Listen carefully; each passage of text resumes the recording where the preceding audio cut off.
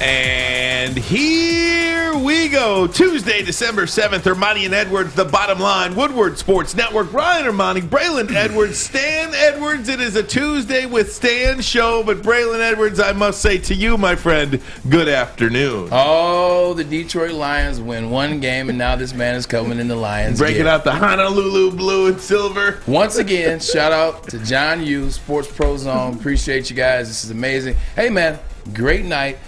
Interesting game on Monday Night Football. 2 for 3 and 13 yards as a quarterback in the NFL wins you a game in the division against a rival on Monday Night Football. They gotta love that one, no doubt about it. And I think a former running back may love that kind of game. Stan Edwards, how you doing, sir? I'm doing fine. I'm just fresh back off the ticker tape parade for the Detroit Lions. I know you guys weren't invited, but I was there and is looking forward to it. And can we get a shot of this?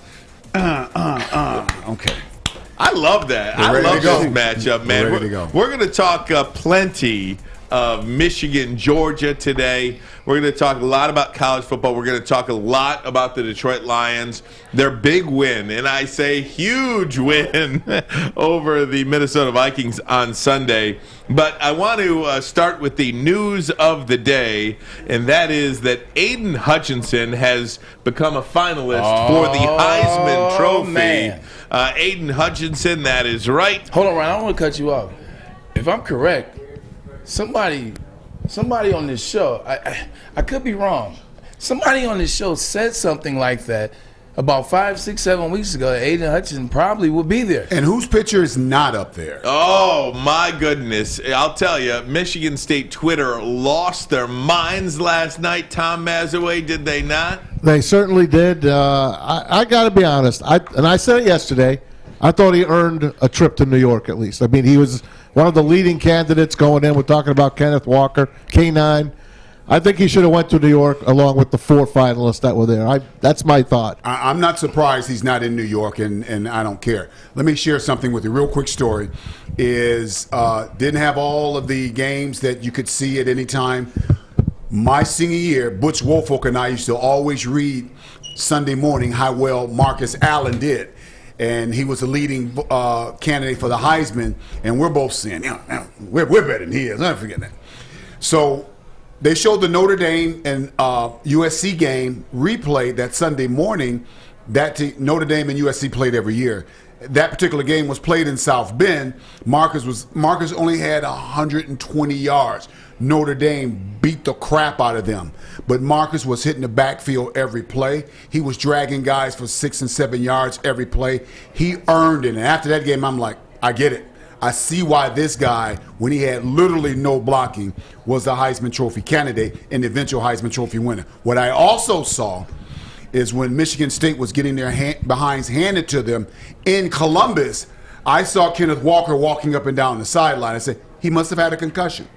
And I went on to read, I didn't see it. Maybe he did. And I'm like, he doesn't look hurt, and his team needs him, and he's not playing. Granted, they're trying to throw to get back in the game, but if you're a Heisman Trophy candidate, you don't leave the game.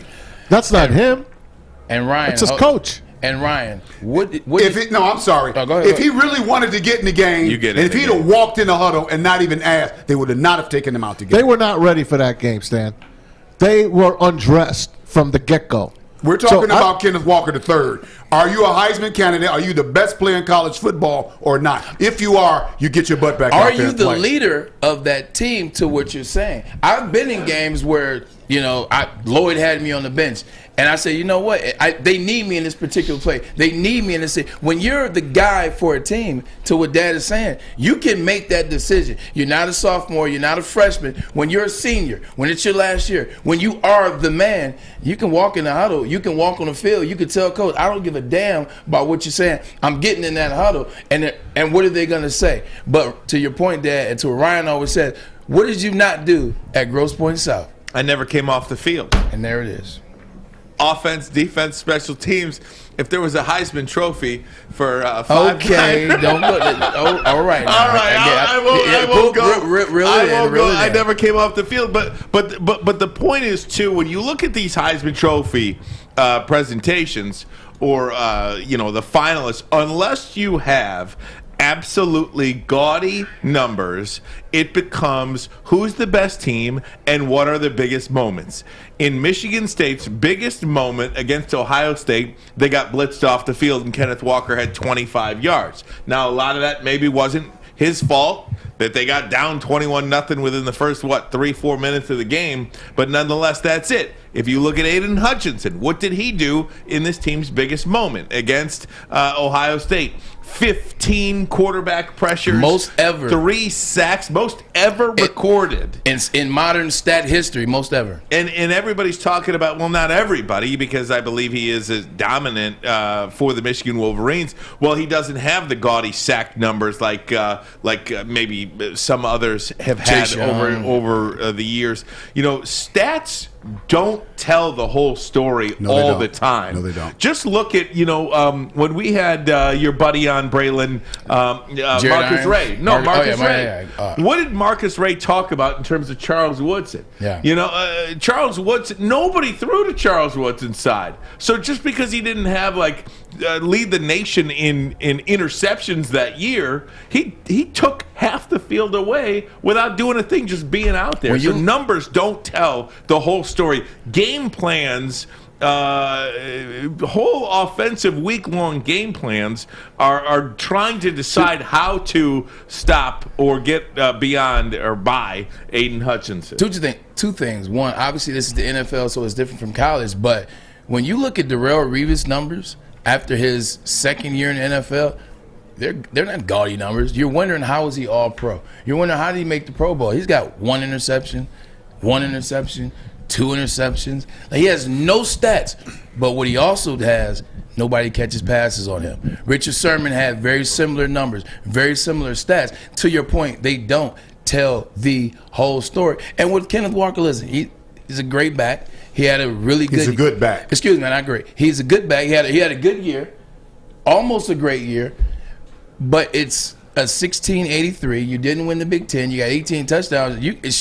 Your rival Hassan Haskins had 1340, 20 touchdowns. That's comparable. Hassan didn't get an invite either. You know what I'm saying? You got to win the Big Ten, and in the biggest moments, you got to perform. You look at the Western Kentucky, not the Western Kentucky. You look at the Nebraska game. That was a tough game for Michigan State. He only had 62 yards. Well, you look at the Indiana game.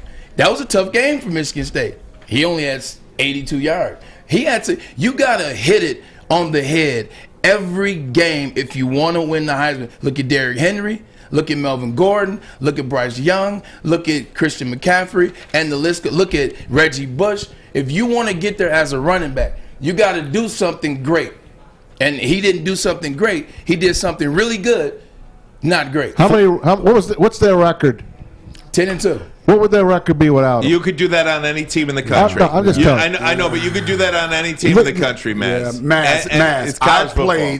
I blocked for 3 I know you did. Heisman Trophy winning running backs. I know. I blocked for Earl Campbell. I blocked for Mike Rozier. I cheated on one in an All-Star game. I blocked for Marcus Allen. We played an All-Star game. He had already won the Heisman, though, but I blocked for him. Kenneth Walker is not in those class. He's not that kind of back. And I will tell you, just some numbers. I did some digging this morning. Since 2010, and I always talk about how there have been 3 Heisman winners since 2000.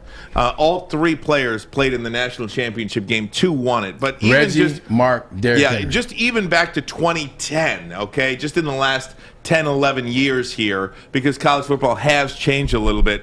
The Heisman finalists, not only winners, there have been 30 Heisman Trophy finalists at quarterback, 3 wide receivers, 9 running backs, and 5 defensive players, 2 of which by the Michigan Wolverines, I'll have you note, which is a big deal. But of the 9 running backs, Kenneth Walker would have worse statistics than 8 of them. And the only one that he'd have better rushing yards than is Christian McCaffrey. Christian McCaffrey had 43 less rushing yards than him, but he also caught passes out of the backfield. He also returned punts. He also returned kicks. And, oh, by the way, 5 returns for touchdowns, by the way. His Stanford Cardinal team won the Pac-12 championship and eventually went on to win the Rose Bowl. It is very hard to make it to New York as a running back. It is even more hard to win it. And Kenneth Walker really, really good player. And, of course, the 5 touchdowns against Michigan are great. But if you're judging what a Heisman finalist should be based on 5 touchdowns against your rival, I introduced to you Hassan Haskins, who also had 5 touchdowns against their rival and became the first player in the history of college football to rush for 5 touchdowns against Ohio State. Sorry. Here's another interesting stat. And I don't like to play the game of what if. But you know what? What if? Because we're having this conversation. What if the referees weren't incompetent against Michigan State? Aiden Hutchinson now has another sack. Oh, by the way, a fumble, a forced fumble. Oh, by the way, a touchdown added to that. They go into the locker room up 14. They get the ball after half. Now what does Michigan State have to do in that game? Pass. So what does that leave for Aiden Hutchinson? More sacks, more forced fumbles. Karma is a you-know-what. Well, here's what I do know is that when you're talking about a Heisman Trophy player, and let's talk about it back in this, there's 3 things you're going to consider. You're going to consider production, you're going to consider stats, and ability. So there's a difference between production and statistics. Production means you are able to deliver in a number of different ways and to make your team win. Stats mean you're just piling stuff up, whether your team loses or not. Ability, Kenneth Walker's a good back. I don't know how well he'll do in the pros. He might win. He might go to 10 Pro Bowls, or he might just be average. Right now, I just don't know. He's a good college back. Here's the other thing, and tell me if I'm wrong, Maz. I'm sending it out to you. A guy that goes to New York, the Downtown Athletic Club, as it's called, for the Heisman Trophy, for you guys out there that don't know, you got to be a game changer. Like when you go into the game to play against one of these individuals, you have to be the main focus of that defense, or you have to be the main focus of that offense. When Ohio State came into the big house, they were idiots, but who was their main focus in terms of wanting to block? Aiden Hutchinson was the guy they were focusing on. Like when you go into the game against Kenny Pickett, you know that this is the guy that's going to beat you. Bryce Young, etc. And the list goes on. Reggie Bush, we got to stop him in the slot. We got to stop him from kicking out. We know that he likes to take the tall sweep. You have to focus on those guys. When you go against Michigan State, you're like, well, Kenneth Walker's a good back, but the receivers are good too. So we'll take our chance. We'll figure it out. You don't necessarily key on Kenneth Walker. You necessarily just focus on their wide receivers and him as a whole. Well, I think Kenneth Walker reminds me of 2 players who actually went to the Downtown Athletic Club and won it from a player. Gino Torretta, Rashawn Salam. That's who I think he's the type of player he is right now. Rest in peace, Rashawn Salam.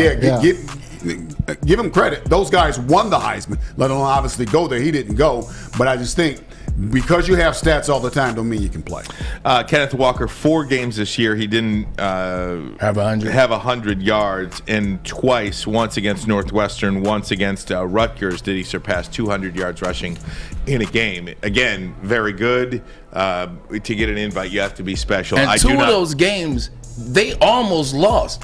Like, so if you're going to almost lose to a team, you got to put on as the guy on your team. 2 of those games, Nebraska as well as Indiana, they almost lost. We're going to have some fun next. That wasn't fun? Hate to say it, but I told you so. Armani and Edwards. Woodward Sports Network, Armani was right.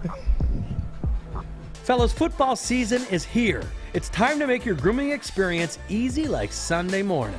Get to Lady Jane's Haircuts for Men. Walk in, relax, watch your favorite team play, and before you know it, your hair will be game ready. Get to Lady Jane's, open 10 to 8, 7 days a week. Walk in anytime. It's wicked awesome. Make sure you download the Woodward Sports app in the App Store and the Google Play Store today. Take Woodward Sports with you wherever you go and listen live on your phone or mobile device.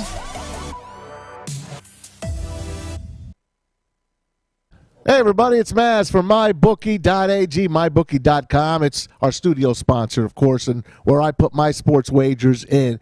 Why take a chance investing in stocks where you could double your money instantly with MyBookie? All you got to do is use the promo code Woodward. They'll double your first deposit all the way up to $1,000. That's your money to do whatever you want with it with. That's it. It's all yours. If you had Monday Night Football last night, I hope you had the under, because the Bills and the Patriots did not throw the ball very well in a 14-10 New England win. They've won 7 in a row. This time, everything is going your way with my bookie. They'll take everything from credit cards to, how about this, cryptocurrencies like Bitcoin and Litecoin. You can withdraw and bet with crypto if you want it. And this Saturday, UFC 2021 going out with a bang. UFC 269, and of course, the lightweight championship between Charles Oliveira and Dustin Poirier. This fight amounts to a coin flip. You know someone is going down in this one. Don't miss out. Double your first deposit all the way up to $1,000 with the promo code Woodward. Bet anything, anytime, anywhere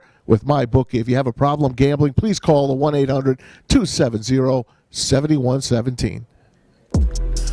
Ryan Armani, Braylon Edwards, Stan Edwards here, and it gave me great pleasure, gentlemen, to be able to post this video yesterday from October 19th, 2021. Alex, if you will have the honors.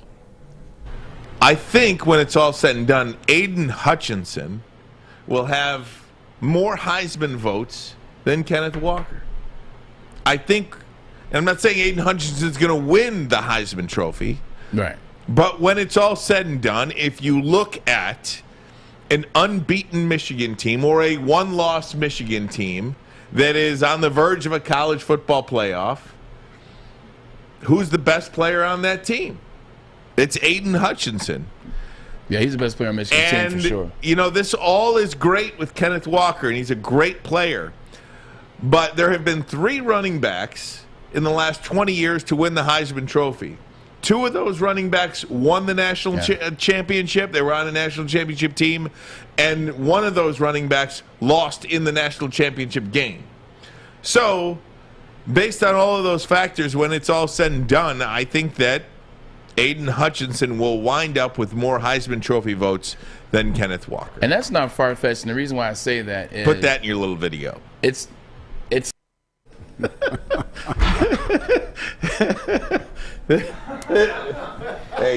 you, sir. Thank you. You know what? Look, it's not that hard. This take was not that hard. Because Don't show off now. Please do. What I'm saying is, I really felt in my heart that Michigan had a chance to have a special season, which they ended up doing. And again, if Michigan was going to be in this position to be a Big Ten champion and in the college football playoff, it was going to take an effort from their best player, who is Aiden Hutchinson, who on the biggest stage in the most watched football game in the history of Fox television in college football had 15 quarterback pressures, 3 sacks. The most ever. And is going to be most likely the number 1 pick in the NFL draft. This ain't rocket science. Well, number one, you're in the wrong business. Next time the lotto gets past $500 million, I'm calling you. Don't tell him that, Stan. He doesn't gamble. So you say it's not rocket science, but very few people would have had that kind of foresight and look into it. Aiden Hutchinson, he just continually rise and as the team continually won, because even at that point, the team had to win for him to get to New York. Now, who even thought that Michigan would even be in this position at this point of the year? I knew they had a good team at that point when you made that statement. I didn't think they would be number 2 in the country at this point. By the way, somebody did think that they would be in a position. Somebody by the name of Ryan Armani had another hot take before the season started. He said that Michigan was going to go 11-1, beat Ohio State, and maybe lose to either Penn State or Michigan State. He said that before the season started. I just like this team, man. I like this team, and you look around college football, there was no dominant team, and even with Ohio State, the whole thing with Ohio State, you know, all of these freshman type or first year quarterbacks around college football, this is a big boys game, man. You can't just plug and play. I know it looks easy at Alabama, but you just don't get to plug and play. It's hard to go on the road like Ohio State had to do here at Michigan. Listen, for the Michigan State fans out there, like, this isn't Michigan versus Michigan State. Let's get off that. We've been doing that song and dance forever. We don't care about you guys. You don't care about us. I get it. This is facts. It is factual based. Yes, I see Paul Bunyan over there, Alex. I get it. But when you look at what Aiden Hutchinson is doing, Aiden Hutchinson was the Big Ten championship game MVP. Aiden Hutchinson against Ohio State, the number 2 team. The only team people thought that could play against Georgia and beat Georgia had 15 pressures, 3.5 sacks, had technically 4 tackles on the quarterback, but he declared as a runner, so should have been 4 sacks that he had in the big moment. Even in the Michigan State game, huge game, 2 sacks, and one that was taken away from him, 3 sacks. Every time they needed him in the big moment on the big stage, the Penn State game, 2 sacks. When they really needed it most, he stepped up and he made the plays in the big game that everybody saw nationally. There's 935 ballots. If I'm watching the Michigan season, every time Michigan had a big game, Penn State, Aiden Hutchinson was there. Michigan State, Aiden Hutchinson was there. Ohio State, Aiden Hutchinson was there. The Big Ten championship, Iowa had 3 points. He was a large reason for that. Aiden Hutchinson was there. That's why he's going over Kenneth Walker. That is the main reason. Well, and I think Michigan State, as a fan of college football and sports, I really admire what Michigan State did this year. But Michigan State does not have a championship culture yet, because after they beat Michigan, they just kind of floated along, and because they were better than some teams, they won, and then they kind of just, okay, we're here, and, all right. What do we do now? Yeah, what do we do now? They don't really know exactly how to finish the season because they beat Michigan.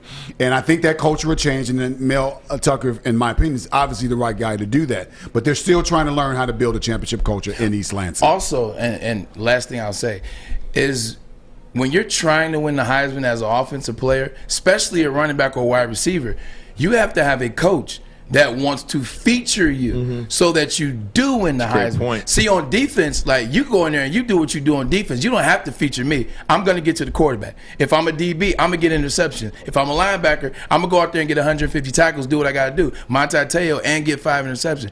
As a running back, Mel Tucker had to feature him. Think of the games he didn't feature him. Ohio State, they take him out the game. And whether he wanted to be in or not, Mel Tucker didn't feature him. You look at the Indiana game. You look at the Nebraska game. He had, what is another game? I want to say the Western Kentucky game, where he had a couple games where he only had 6 carries, 7 carries. If you want somebody to win the Heisman, Youngstown State, you start Western talking Kentucky, about Indiana, Ohio Chris State. Perry. Lloyd Carr gave the ball to Chris Perry every doggone play. Because, 1, Chris Perry was that damn good. 2, he wanted to feature Chris because winning a Heisman or getting to the Heisman is good for a brand. Absolutely. It's good for the school. And that's why they put you up on buildings in New York. Exactly. I.e. Oregon with Joey Harrington. And I even believe Kenneth Walker was on a building somewhere this year But in he New wasn't York. getting the type of carries. Like, Lloyd gave the ball to Chris and said, you know what? 1, we're going to ride him to get to the Big Ten championship. 2, I need Chris in the Downtown Athletic Club of New York so that we get more recruits. Michigan State, Mel Tucker didn't do a good enough job of featuring him the entirety of the season, and that's another reason why he's on. Yeah, I think, to your point, I think for those Michigan State fans who think it's a snub, no, you guys got to do it a little bit differently. I don't know, has Michigan State ever had a Heisman Trophy winner? Since 1935, I believe. Their last highest finisher, if I'm correct, I didn't do any research, I have no notebooks, would be Tony Mandarich. He finished 2nd. Yeah. In 1987, 1988. I don't believe he was the 2nd overall pick, but I don't believe he won he was Heisman How about finalist. Charles? Charles Rogers never made it No. in? No, he never made it. No, I believe their last Heisman finalist was in the 30s. Wow. Pretty Jesus sure. Christ. There you go. I stand corrected. Sorry, guys. You know what? I took a lot of grief for that take. I'm going to have some of the buttes for you next, and then we'll get into Michigan, Georgia with Stan, Armani, and Edwards. Woodward Sports Network, the bottom line. Also, Michigan State. We will talk about Pitt. Sure. Because it's going to be a good game. Can't wait to see that one as well. Kenny Pickett playing? He is, with the fake slide. He's sliding already. David Bell is out in Purdue. Kayvon Thibodeau is out at Oregon. I voted for David Bell for the Blitnikoff. Yeah. I voted. So shout out to David Bell, Big Ten guy. Maybe he'll be a Lion. We'll be right You back. can ring my bell. Hi, I'm David Hall from Hall Financial. One mortgage myth we hear all the time is having to choose between a 15 or a 30-year fixed term. At Hall Financial, we offer the modern mortgage to create a flexible term that fits your unique financial situation.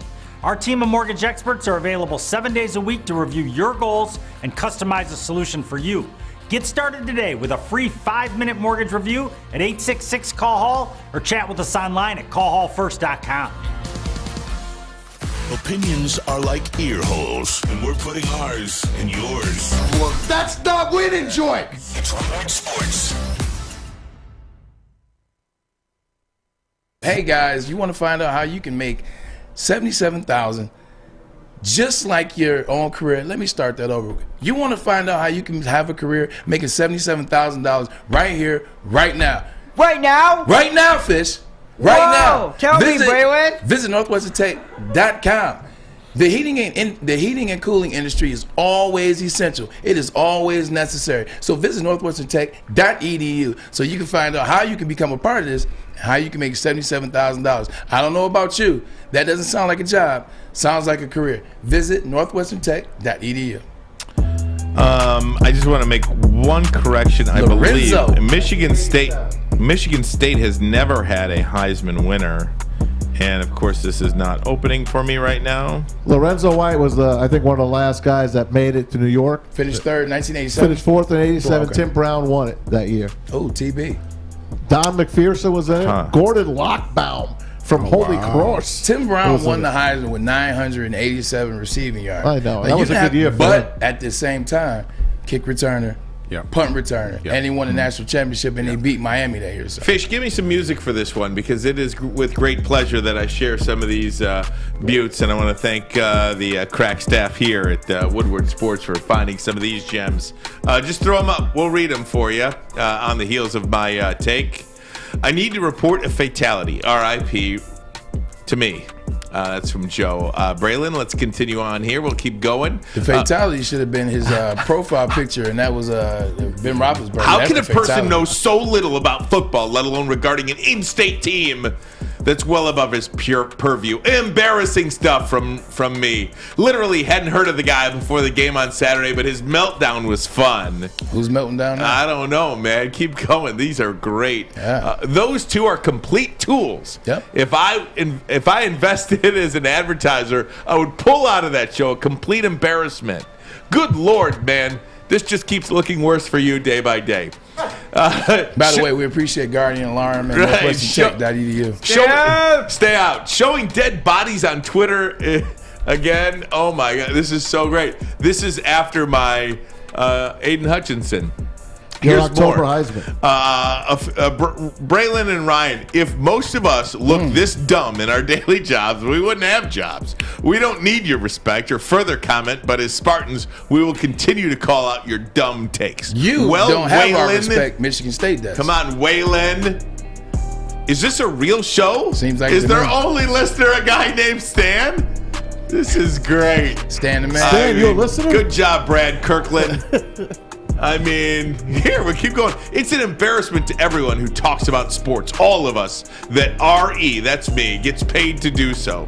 An embarrassment to everyone to be right. If you talk about sports and only have 8 likes, then you're not doing a good job. Clowns, that's my favorite one, the clown. I cannot tell you how many clown emojis have been associated with my name this college football season.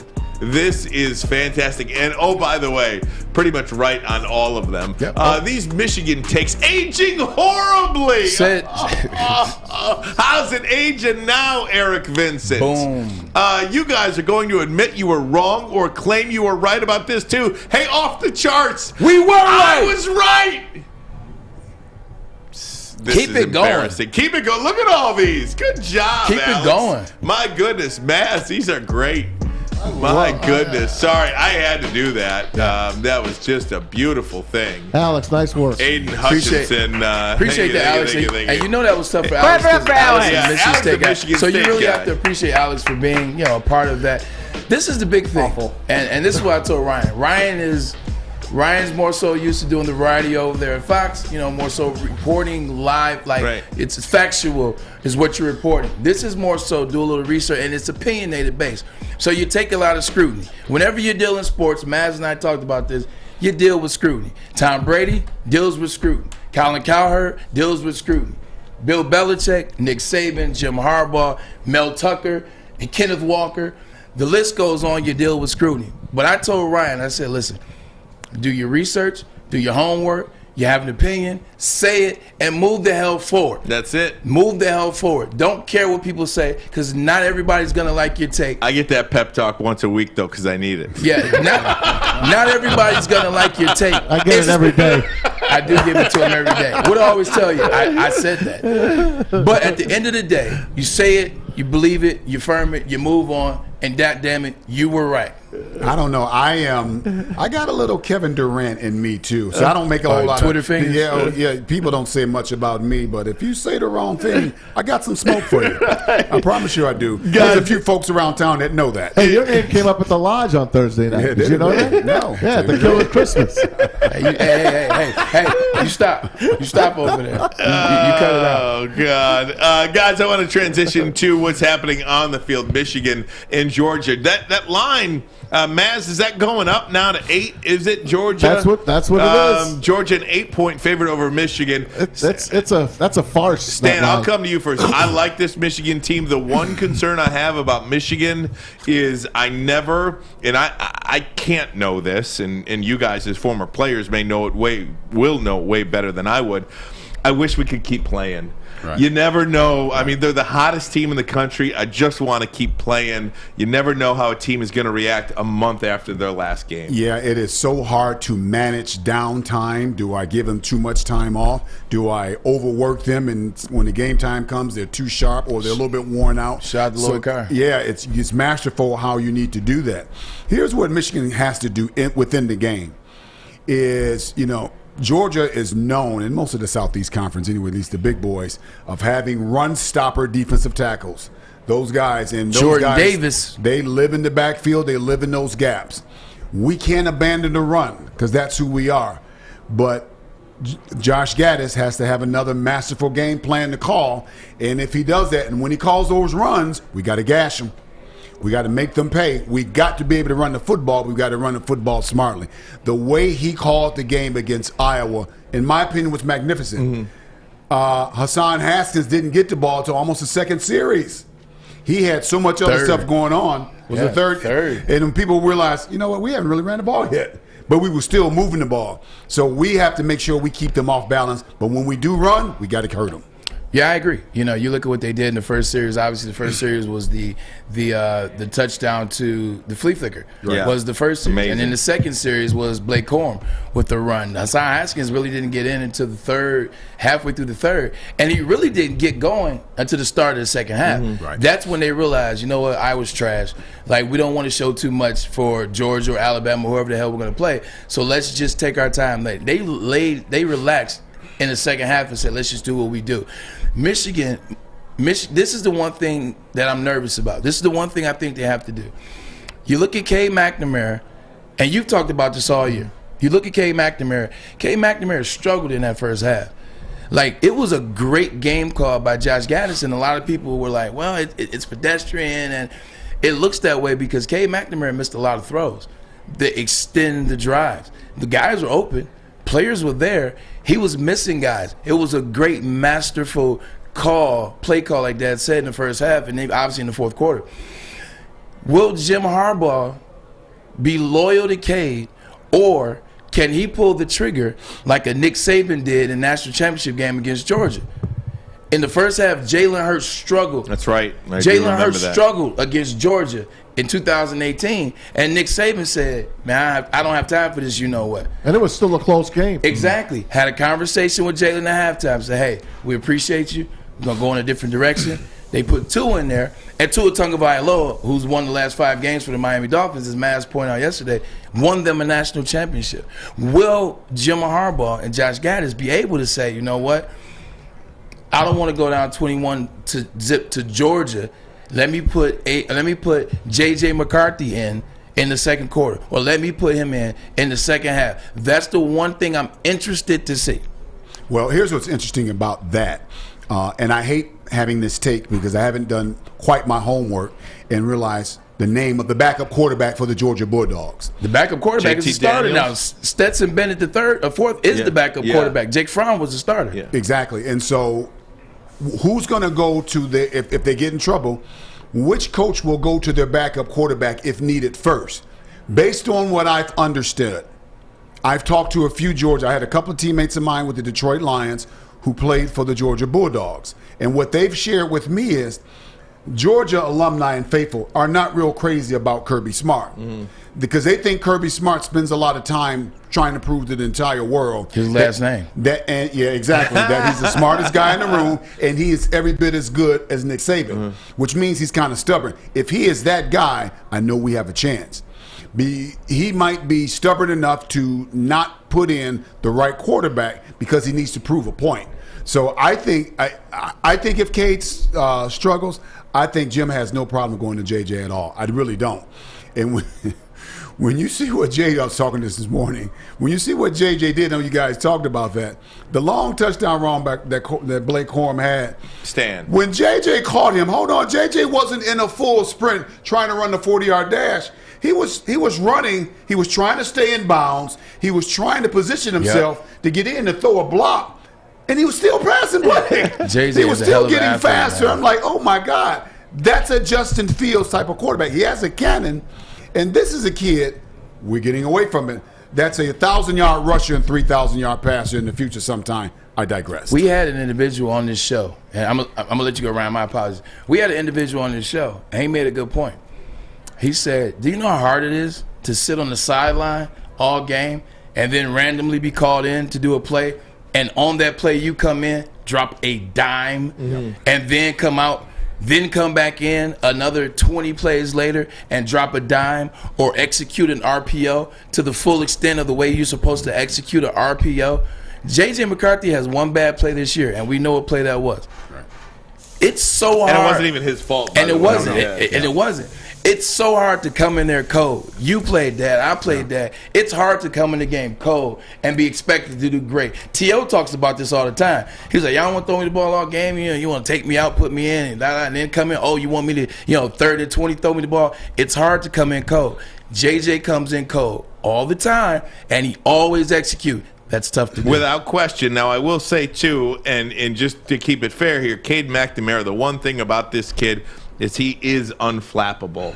His demeanor out there is something, his confidence out there. I love his confidence. Not saying that JJ doesn't have that. He absolutely has that too. But at the quarterback position, both he and JJ have a confidence about them that just tells me that this team is not done yet. I am not ready to have this season end in Miami on December 31st. I want to be clear about my story about JJ, and I'm talking about what he's capable of doing if called upon. Sure. Tate Myre has the number 2 team in the country, and they only lost one game that they really shouldn't have lost. Tate Myre makes split decisions. He's the best guy under the center, and I expect him to play 4 quarters on December 30th.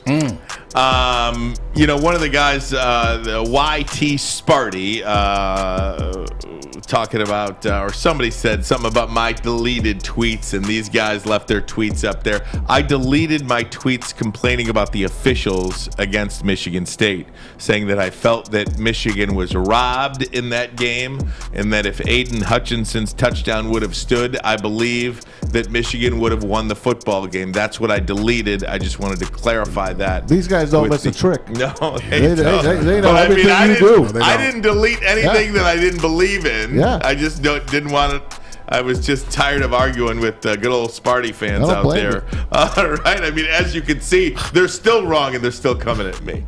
I mean, my goodness. That's what they do. But you know what a wise man once said in the words of Jay-Z, although Jay-Z got this from a great quote. People don't argue with fools because people from afar can't tell who's who. By the way, that hat is one of the finest Michigan hats I have ever seen. Well, thank you. Shout out John Yu. Pro Sports Man, I got to Zone. go see some John Yu. You got to get him, man. Stan, I want to hit you up with some Detroit Lions talk, too, for the next 20 minutes or so while we have you through the top of the hour. Was the celebration too much? What did you think of the 4th and 1? What did you think about Jared Goff? Lots to get to on a Lions Tuesday with Stan, Armani and Edwards. What was Sports Network? The Bottom Line. I'm looking to bring on another HVAC tech right now. We are recruiting 5 to 10 techs a month. We're looking to grow and expand. Every new tech we hire is from Northwestern Tech. The hands-on training is fantastic. They're always my first call. We love hiring Northwestern Tech grads. They come out trained and ready to work. Our program is only 10.5 months, and our next classes are starting soon. So why wait? I'm looking to hire a graduate of Northwestern Tech. Northwestern Tech. Northwestern Tech. What's the over-under? Should I tease? Who is the lock of the night? Make sure you're watching Woodward Bets to get the latest in sports betting and more. Woodward Bets daily on Woodward Sports. Now, I mentioned Braylon Edwards' hat over there is one of the finest hats I've ever seen. Thank you, sir. The reason I don't have a hat on is because, look at that fish. Look at that dew up top over here.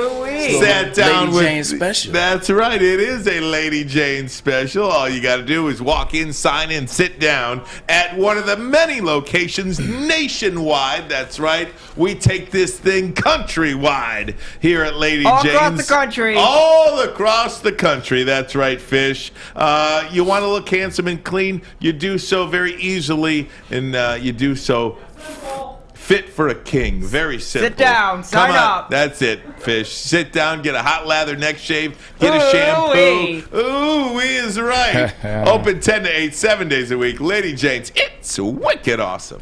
Wicked awesome. That's right. Yeah, that's a good question. And honestly, it's funny because when I go back to it, if I could have a play over in that game, it wouldn't have been the 4th and 1, it'd been the 3rd and 2 right before it. That's the one I regret. Because I wish that I had given a better play to Jamal Williams there, and we wouldn't even have been sitting in a 4th and 1. So as far as the 4th and 1, look, did I love it? No. However, if we can be so much better, on how we should have done that play. I mean, just the little details to it. We would have outflanked the defense. So we just a couple of little things there procedurally in the way that we needed to function on that play, and it would have been there. So it didn't work out, but more than anything, I regret the 3rd and 2 call that put us into that. Seems to be regretting a lot lately. Every week, Dan Campbell has many regrets as he comes to the podium, Tom Massaway. I like that year that sits behind him, 1934. But really, what year should be there? 57? 1957. I love those guys still. I really don't care. It's great. And we love the Lions. I love them. It's so good. And that's Dan Campbell from today talking about the 4th and 1 call, which, I tweeted out fireable offense to go for it up to and not get it. His team bailed him out big time. Did you leave that tweet up there? That tweet I left up. That's what you do. He helped himself. He called a good plays down the field. He gave up that touchdown and he got it back. Minnesota's defense is one of the worst defenses, late game situation I've ever seen. Poor Mike Zimmer. Yeah, I can't bring this game down to those calls. Here's what's important to me is I'm not shocked that the Detroit Lions beat the Minnesota Vikings, and I truly expect them to win 1 or 2 more games this year. And the Lions did not win this game because of Dan Campbell's play calling. The Lions won this game because Dan Campbell's the head coach. This team is always competitive. They compete. And when you compete every week, that's why Vegas is who they are. You just never know what's going to happen because some teams just don't show up. And I think the Lions are going to get 1 or 2 more teams. What I'd like to see, though, is if they continue to play this way, I think Dan Campbell needs to be the head coach through the 2023 season. Unless there's some massive regression in this team's on how they compete. I think this was 2 additional seasons. Absolutely. After this one, I think he needs 2 more teams. They come to play. Every week. This team is not a joke. And these other teams that have to play them, you got to come to play. I don't want to overemphasize the lack of talent and all that because that gets a little bit old talking about that because these guys are pros and they're making pro money, so they have to play. They was somebody's all-conference, somebody's all-American. Exactly. Absolutely. So I think this team is going to get somebody else, and they're going to get better if they draft well. This team should see some, maybe not marketable, some improvement going into next season. Yeah, I agree. And I think the big thing we've talked about all year is the games they should have won. Like that's the thing in which we talked about. We talked about the negligence and we talked about the situational mistakes that they made. They should have beat the Baltimore Ravens with Lamar Jackson. Yep. They should have 2 wins against the Minnesota Vikings. Yep. They had a chance to beat the Bears twice. The Bears twice. Pittsburgh. They had a chance to beat Pittsburgh. They had a chance to beat their former quarterback. The Rams. And the ESPN Cleveland? fluff piece. Cleveland. They had a chance to beat They're a Cleveland. playoff team, for crying out loud. I mean, They're seriously. a playoff team because of Dan Campbell, the way in which they fight for him, and also Aaron Glenn cannot be taken for granted. What he has done with that defense, because they are ready. They keep them in the game every game. But the best thing about it, they're physical. When you see Derek Barnes get into the backfield and stop Addison. Addison. Addison in the backfield on the 2-point conversion, not once, but twice. Yeah. When they get in there and do that, and they play, they want the smoke. They love to be aggressive. You can't teach people being aggressive. You gotta love that about Aaron Glenn. And Mass, to your point, had the Lions drafted Micah Parsons, we'd have at least 3 wins right now. At least 3. And I catch grief from that, especially from our guy Chad Johnson, because Penei Sewell is. He's a good player. He's a good player. He's not ready to play yet, though. Well, he's supposedly the 2nd or 3rd highest ranked offensive. No. I hear from all different. If you're talking about value and who's bringing the most to the table right now, it's not even close. It's Micah Parsons. No doubt about it. And the center for the Chiefs. I always forget his name. He's good. Yeah, I will say this team's going to win. They're going to win a couple more games before the year's over. And all maybe of a sudden, so. you look at that. But one of the things, and again, I keep going back to this because I think this is something that you've got to pull from this team, and that's positives. Brad Holmes has had 1 draft. Now, you can argue about Parsons and Sewell. Sewell is playing fairly decent football, but more important than that, Amon-Ra St. Brown. 5th round Derek pick. Barnes, Yep. Jamar Jefferson. I'm going 5th, 6th, 7th round picks here that are coming. Aleem McNeil and Onwuzurike. Those players were showing flashes before. They've dealt with some injuries. Melifonte has been very good for this football team. Every single draft pick has contributed in this particular season at some point, which is a good sign. Well, here's the thing. We abused them for not picking up these free agents that teams are dumping. But in reality, their plan now is starting to pay off because these kids that they have been given all this work to are getting all this valuable experience. And then next year when they hit the jackpot and they get to draft 3 high picks between 1 and 35 somewhere, 3 picks are coming here to Detroit. That's where you're going to make your hay. That's risk. That's a major risk. Will the Lions front office allow them to let these guys develop and sit with them in the offseason? Hey, we only won 1 or 2 games. Hey, I was playing these young guys, giving them experience. And then maybe, I'm sorry, you're here to win games. I don't care who you win it with. You're here to win games. So if they've already gotten the understanding that management is going to allow them to develop player, then okay. But if he's asked to, hey, it hasn't worked out in the middle of next season, he got sold a bill of guts. He's being Dan Campbell. No, go ahead. I was going to get to a break. And we can pick that up, Braylon, for sure. I want to ask Stan as well. The celebration on Sunday has come into some criticism. I want to see where you stand on that. Coming up next, Armani and Edwards. Woodward Sports Network, the bottom line. Okay, you thirsty little spin goblins. I want you to pedal into the next dimension. Spin it! Spin! Spin! Uh-oh! Carmen's falling behind. Let's give her the hiss of shame. Spin! Spin! Spin till you bleed! Don't ride the bike of shame. Come to Planet Fitness and find your own lane with tons of equipment, free fitness training, and no hissing. Join today for just $10 a month. The pros know. Go! Listen Monday through Friday for Big D Energy Live on the Woodward Sports Network with Stanley Cup champ Darren McCarty, former Lion Joique Bell, and the silky voice of Neal Rule. Buddy, it's Maz for the Folding Warehouse. It was only last week when Woodward Sports was at the Folding Warehouse, and shout out to Ryan and Braylon. Of course, they have the trophy. They had that first round bye, and they made it work to their advantage. They brought home the Folding Championship. What's folding? It's throwing a football at bowling pins and knocking down as many as you can until you get them all down.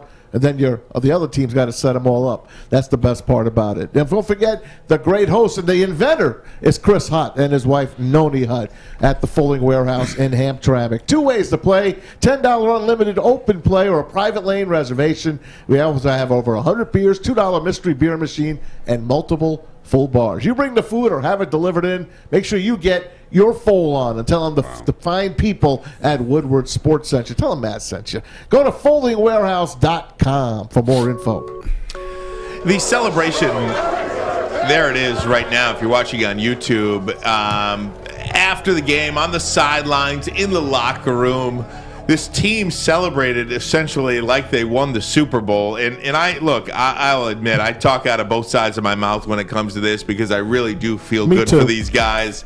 And I think they really work hard, and they deserve to feel like that after the season that they've had. But it is almost like one of those things you're like, what are you going to do when you win the Super Bowl? One game at a time. You know, I mean, like, if that's what you get for one, heaven forbid, 2 in a row. I'm totally okay with that kind of celebration, you know, because it is difficult being around town and you can't go to the supermarket, you can't go to the grocery store, you can't go any place, and people know you are part of the Detroit Lions organization and you haven't won a game. And each week, Dan Campbell and everyone else has to come up with a different story of why they're not winning. So when they felt that sense of relief in getting the big piano and the bear off their back, I'm okay with how they celebrated. What I'm not okay with, or I should say I'm not impressed with, he picked up Sheila Hamp. She only weighs a buck, so I'm not really impressed with that.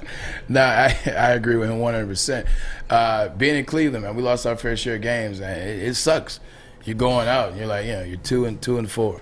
You're 2-5, you're 2-6, you're 2-8, you're 2-9, and you're 2-10. It sucks. Also, what you got to realize is they're a young team. Like, they're a young team that is dealing with NFL, like the highest level. Man, as you talked about, what is the ultimate goal? To get to the NFL. They're in the NFL. They're dealing with the highest level of scrutiny. Detroit's a tough media town. Let's call a spade. Detroit's a tough media town. They won. They finally experienced a win. They're like, damn, finally, Ryan and Brandon can shut the hell up. Finally, 97-1 can shut up. Damn, everybody in the city can shut up for a day. And they saw it, and they let it out. I don't have a problem with it. I got a problem with Jared Goff, though, because you've been to a Super Bowl, so I need you to relax. Yeah, but he's also had a long losing streak, and he hasn't won without Sean McVay. He's got that girlfriend and $40 million, as you like to say. I know. That was the best celebration, if you ask me, Jared Goff's girlfriend. But I digress. Alex won't play the cut for me, so I'll just keep talking. Good job. Anyway, Jared Goff needed that win. And Stan, you watched the game. Yeah. You saw him. He was his best self so far this year as a Lion in that game. Don't underestimate what Josh Reynolds being in that lineup, too, what that did for him. It helped, but everyone chipped in. But he looked like the quarterback that we said, oh, yeah, this guy could get us through for a few years. He finally looked that part. And after everybody celebrated, then you start scratching your head and like, why didn't this guy play every week? Because some of the decisions he's made in the past month and a half, it's like, how did he win? Was Sean McVay that good of a coach or play caller out in Los Angeles? And so we saw a little bit of that quarterback this past Sunday. He's just got to play that way the rest of the year. I got to read this tweet for you that I just got from Book TVOKAL2. He says, is that his real name? I don't know. Okay. It says they call him Book apparently. Hi, Book. 97.1 Sparty Radio having a meltdown. Whining about how Walker had been slighted and Hutchinson doesn't belong. I can only imagine the meltdown they're having over there. So good. I love it. Our guy Rico. Valenti over there, I mean, they are melting down, I bet. Shout out to Valenti who voted for me for the Heisman in 2004. I appreciate that. Really appreciate it. I mean, at the end of the day. How many Heisman votes did you get? I finished 7th. Really? I finished 7th. That's pretty cool. I would have voted for you. I would have voted for you had I had a vote. Appreciate that. Yeah, man. At the end of the day, facts hurt. You know, and you it's kind of funny. Facts hurt. what we talked about. You got to be special. You got to be exceptional. And this season just wasn't that. Like when you stack it up. Now I understand you saying like, hey, you know what? Kenneth deserved to go over Aiden. You know what? Fine. If you believe that. If you're voting for the Heisman, okay, and let's just take out, what we said. Let's take the facts out of it, because obviously facts don't matter in terms of people being sore. If you're a voter and you know Pickett's in, you know C.J. Stroud's in, you know Bryce Young is going to win it anyway, and you're looking and you're like, all right, who's going to finish fourth? You got Aiden Hutchinson, who I actually think is going to finish third. But you got Aiden Hutchinson, you got Kenneth Walker. Aiden Hutchinson, Big Ten champ, game MVP, 3 sacks, 15 pressures against Ohio State, a team in which somebody didn't perform against. You're like, you know what? I would rather see him go now and writing how high they've been and how good he's been in the last 4 games versus an individual who didn't win the Big Ten championship. It all goes back to winning. I think that's, if I'm a voter, that's what I'm ultimately looking at. Who do I want to send to get 4th place? I want to send the guy who's in the college football playoff, not the guy who's going to play in the Peach Bowl. That's just my thoughts. And not the guy who faded the second half of the season. If you want to be mentioned in the Heisman, you got to have outstanding games late when people are really starting to pay attention who are some of the better teams around there. He didn't play well late. I mean, he was a talk of the town, and he early on in the season, and it just slowly faded. And again, in one of the biggest stages, he didn't play at all. Just to confirm what Stan's talking about, a 25-yard game against Ohio State. 2-2 Michigan State was in the final month of the season. 2-2, 3 touchdowns in 4 games. That's just not worthy of Heisman consideration. And think about the 4 guys that are going. Right. Kenny Pickett, look at his last 5 games of the season. Bryce Young wasn't the odds-on favorite except for Brady Quinn. Right. 6 games ago. Look at what he did in the last 6 games, especially the last 4 games. Look at what Aiden Hutchinson did in his last 4 games. In college football, November matters. Mm-hmm. In the NFL, December matters. That's where you got to win it, and that's why those guys are going, and that's why he's not going. Yep, that's right. Stan, you got any parting words for us today? Anything that's burning? We did get you got the breaking news just now that Pitt's offensive coordinator is not going to be that's kind of weird. Coaching and he's coached, obviously called plays for Heisman Trophy candidate, and he's not going to even coach in the bowl game against Michigan State. Don't know if that's going to help Michigan State or not. The next 3 weeks are going to be very interesting to have talk about Georgia and Michigan, and I'll have some more of my Georgia guys give me some information, and we look forward to talking about it. Very good. Maz, you got anything for Stan as we approach hour number 2 of the program? Anything for me, Maz? You the man, Stan. Thank you. Appreciate it. Dad, who's the best Georgia player of all time? Herschel Walker. That's why I said I knew what y'all 2 were going to say. Yeah. Matthew Stafford. I forgot about Stafford. Yeah, you know what? I would probably lean toward Herschel, but they've had a few other guys there. Georgia's been that program that's been right under the surface relative to having great players. Yeah. I don't know if anybody will rank over Herschel, though. When I think of Georgia, all I see is Herschel. Yeah. That's it. Yeah. All right, gang. We're going to take a break. When we come back, we'll jump back into some Lions talk. We've got some NFL talk. Wild Monday Night Football game last night. Weird. I've never seen anything like I saw last night. Win, in the last man, it was 20 cutting. years, man. That win never was saw cutting. anything like it. How do you win a game with 3 passes? I never saw anything like it in my life. Because your head coach is Bill Belichick. Wow. Armani and Edwards. Woodward Sports Network, bottom line. It's that time of the year again. Time for our 2nd annual Stuffer Studio with Woodward Sports. Last year, Metro Detroit came together to help make the largest single toy donation in Mott Children's Hospital history. This year, we make it even bigger. Stuffer Studio is happening December 13th through the 17th at the Woodward Sports Studios in Birmingham. The children in Mott Children's Hospital fight so hard all year. Now it's up to all of us to help bring a smile to their faces. So while you're out holiday shopping, make sure you pick up an extra toy or 2 and help us spread some love to Metro Detroit this season. We look forward to seeing you December 13th through the 17th as we stuff our studio with Woodward Sports and Myre. Woodward Sports Network, let's go! Hi, I'm David Hall from Hall Financial. With mortgage interest rates unbelievably low, the stakes to find your new home have never been higher. And that's why Hall Financial's exclusive realtor network allows us to connect you with a top-rated realtor in your area, making sure you take on the housing market and win. Hall Financial has earned over 4,000 five-star reviews because of our technology and our commitment to closing your loan fast. 866-CALL-HALL or chat with us online at callhallfirst.com. Hey, gang, I want to tell you about Les Stanford Chevrolet Cadillac, where you can do what, Fish? Find new roads. That's right. You can find new roads there. All you got to do is head on in to Dearborn on Michigan Avenue.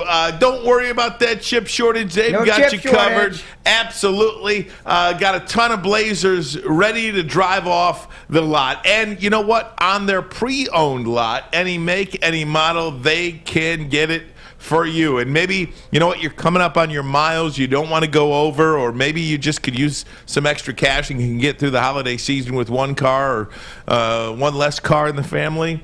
Go ahead and sell that right back to them. That's right, sell it.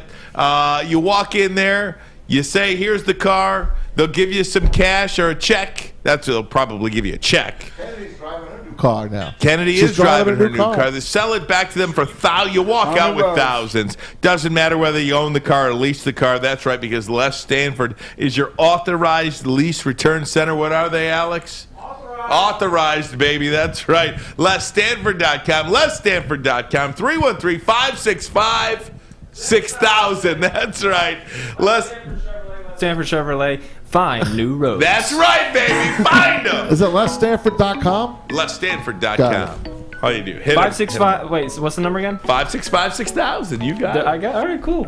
You were right. Ask for Chevy Will. Ask for Chevy Will. Ollie Rita, number one in the world. Go say hi to Weston Stanford, Danny Smith, the Danny whole gang. Smith. And how about their service? They got great service too. If you need your excellent service. If you need your car serviced, oh my God, they'll get you in and out of there. In and out. In and out. Go to the service department. Oil changes done right. Oil changes. You got something wrong with your car. You got that engine light on. Go get it serviced there. And when you're in Dearborn, you can eat the best food. That's right. Now we're talking. No doubt about that. Guys, I want to talk a little Monday Night Football. Good. The Patriots are the number one seed in the AFC. First off, amazing. Big picture, how many people thought that would be the case? Just Steve and Chad Johnson. I'm not talking about like in the playoff conversation. Maybe you. Right? No, the way how hot you've been. I did not think this anywhere near remotely possible that this team would be this good this late in the season. And to be honest with you, Kansas City is not lighting the world on fire. Buffalo is not lighting the world on fire. They go to Buffalo last night and they win the football game.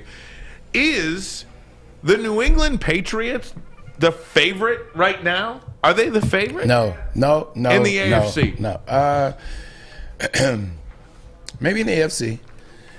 Yeah, not to win the Super Bowl. I'm just talking about to get there. I'd like to see the Colts play them, and I think the Colts will wash them. I think the Colts are a better team, but let's give them their credit. They've won the games. They've won the streak. There's 7 games in a row now, correct? A lot of people forget that all their defensive players last year took off for COVID. People forgot about that. So when you see last year them get their butts whooped, you forgot that, oh, by the way, all their defensive players were like, you know what, this COVID thing, I'll see you guys next year. Mm-hmm. So to get all these guys back, you had Matthew Judon.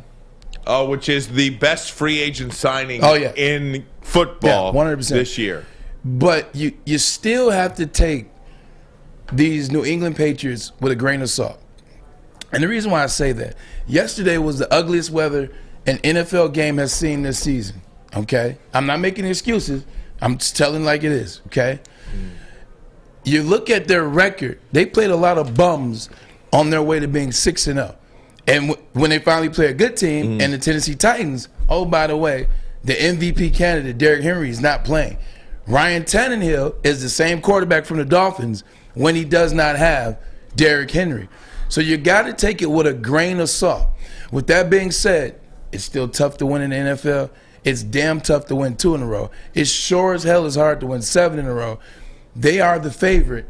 I just still think the way the Chiefs' defense is playing and the fact that they still have Patrick Mahomes at the helm, still got to go with them as the number 1 seed or the favorite. They are doing what they are supposed to be doing, the New England Patriots. If you look at this 6-game win streak, Chargers, which is a nice win. The Chargers are in a playoff team right now. They were struggling, but like they caught the Chargers right on the beginning of their downslide. But yes, Chargers. Panthers done, Bums. Browns done, Bums. Falcons Bums. done, Titans Bums. And the Bills last night in the weather, right? I mean, Titans are not bums. Titans are bums when they don't have Derrick Henry.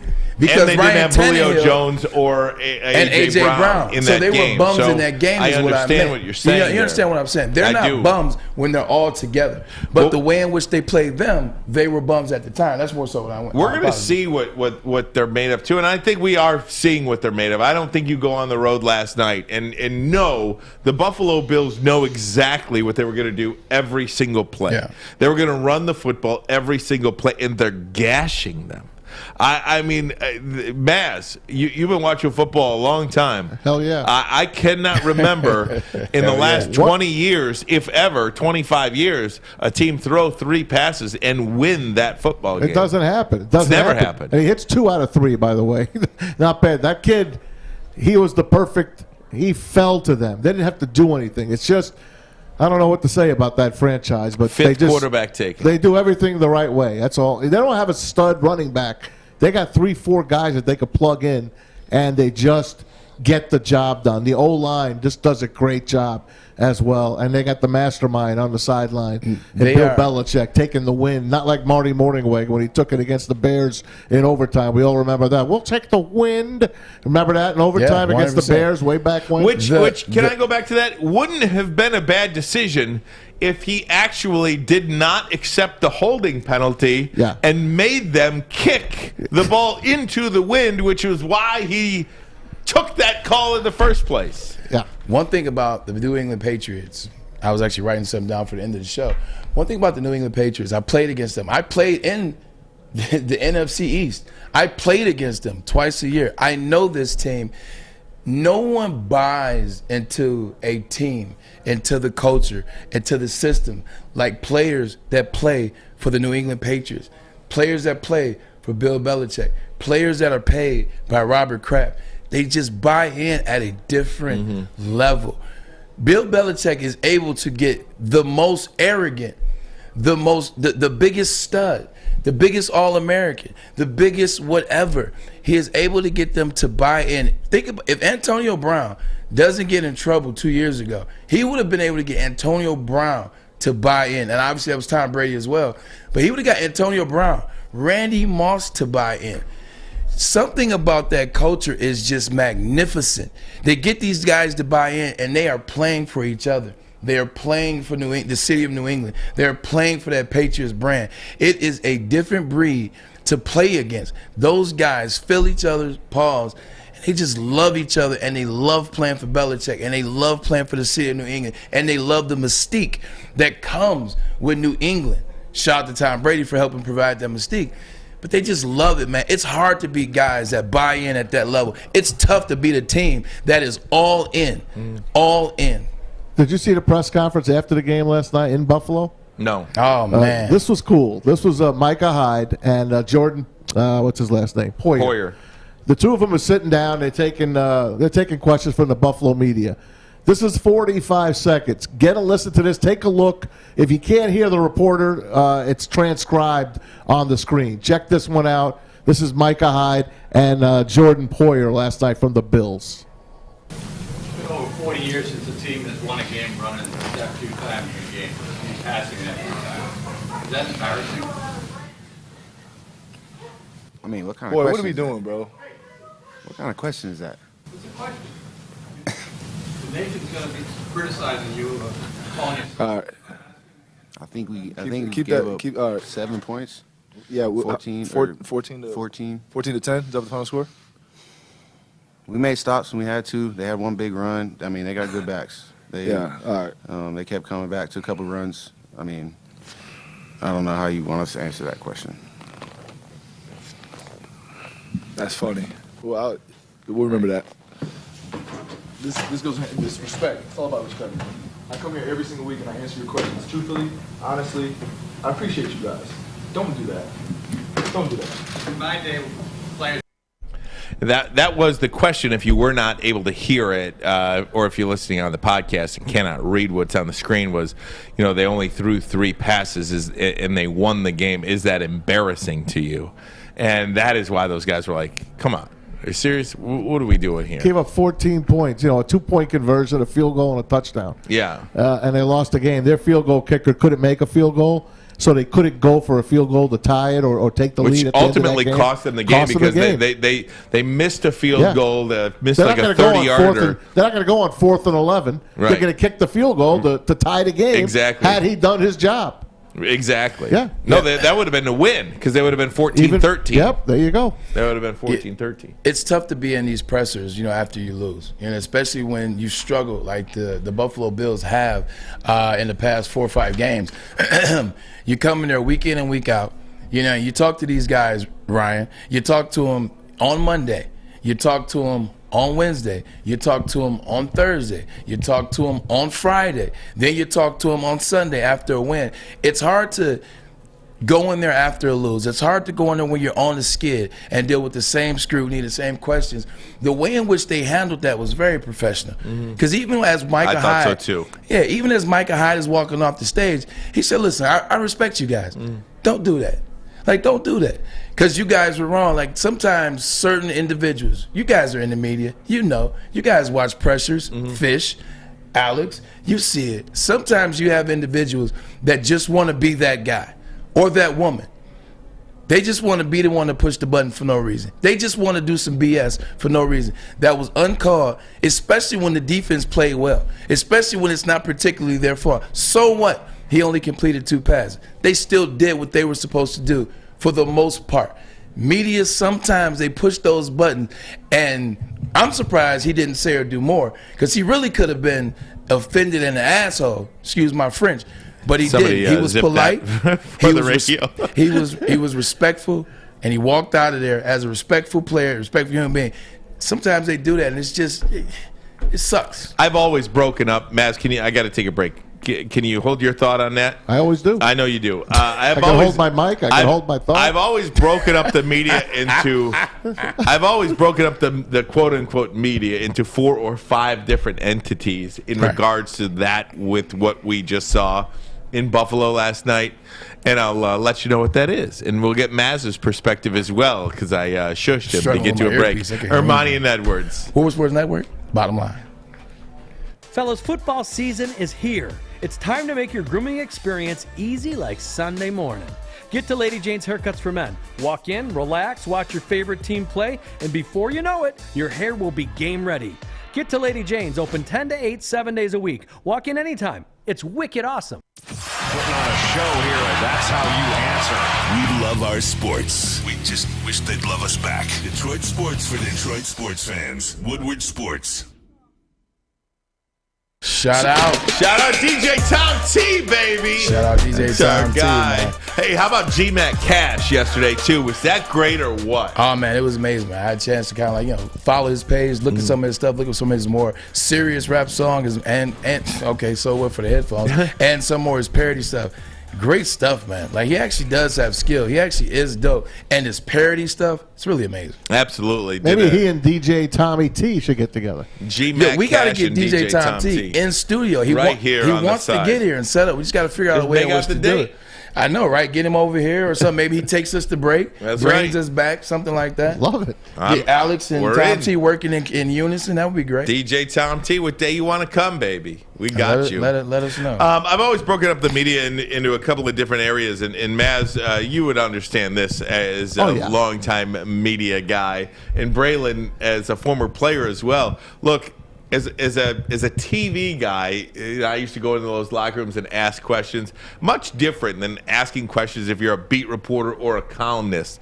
As a TV reporter, you're you almost are under the impression that everybody's got their audience, right? Right. I mean, the same people watching the news at night are probably maybe a little bit different than those like reading hardcore newspapers like on the subway. Yeah. You know what I mean? It's just so I'm always basically just trying to get like a generic soundbite that you can speak to the 15-year-old sports fan and the 70-year-old grandmother who's watching the news during the sports segment as well. That you keep it light. You keep it light. I'm not going to ask anything where you're going to be like totally pissed off at me. You know what I mean? It's just not the way it is. Now, a columnist who is trying to be provocative, or a radio host, who is trying to be provocative, that's who you're getting the questions from. We as players, we understand that. Like, we know that. Like, we know when we use the term media, we are talking about columnists and radio guys. We're not talking about the guys with the light takes. We're not talking about the Even national the beat guys are just trying to be not friends with you, but they're there every day. Exactly. They're trying to have a relationship with you. They're not going to come at you When hard. we say it, the people that we're talking about know who we're talking about. Like, the people that we're not talking about you, and you shouldn't take offense. You know we're not talking about you. We're talking about the Mary Kay Cabots of the world, Plain Dillard, Cleveland Browns. We're talking about the beat writers. We're talking about the ones that you see consistently that report on you being sorry every day, that find ways to talk even more so about you being sorry, or they found ways to push the button so that they can get a hot take. Don't talk about T-Foss so that that way. they can get a hot column. Him too.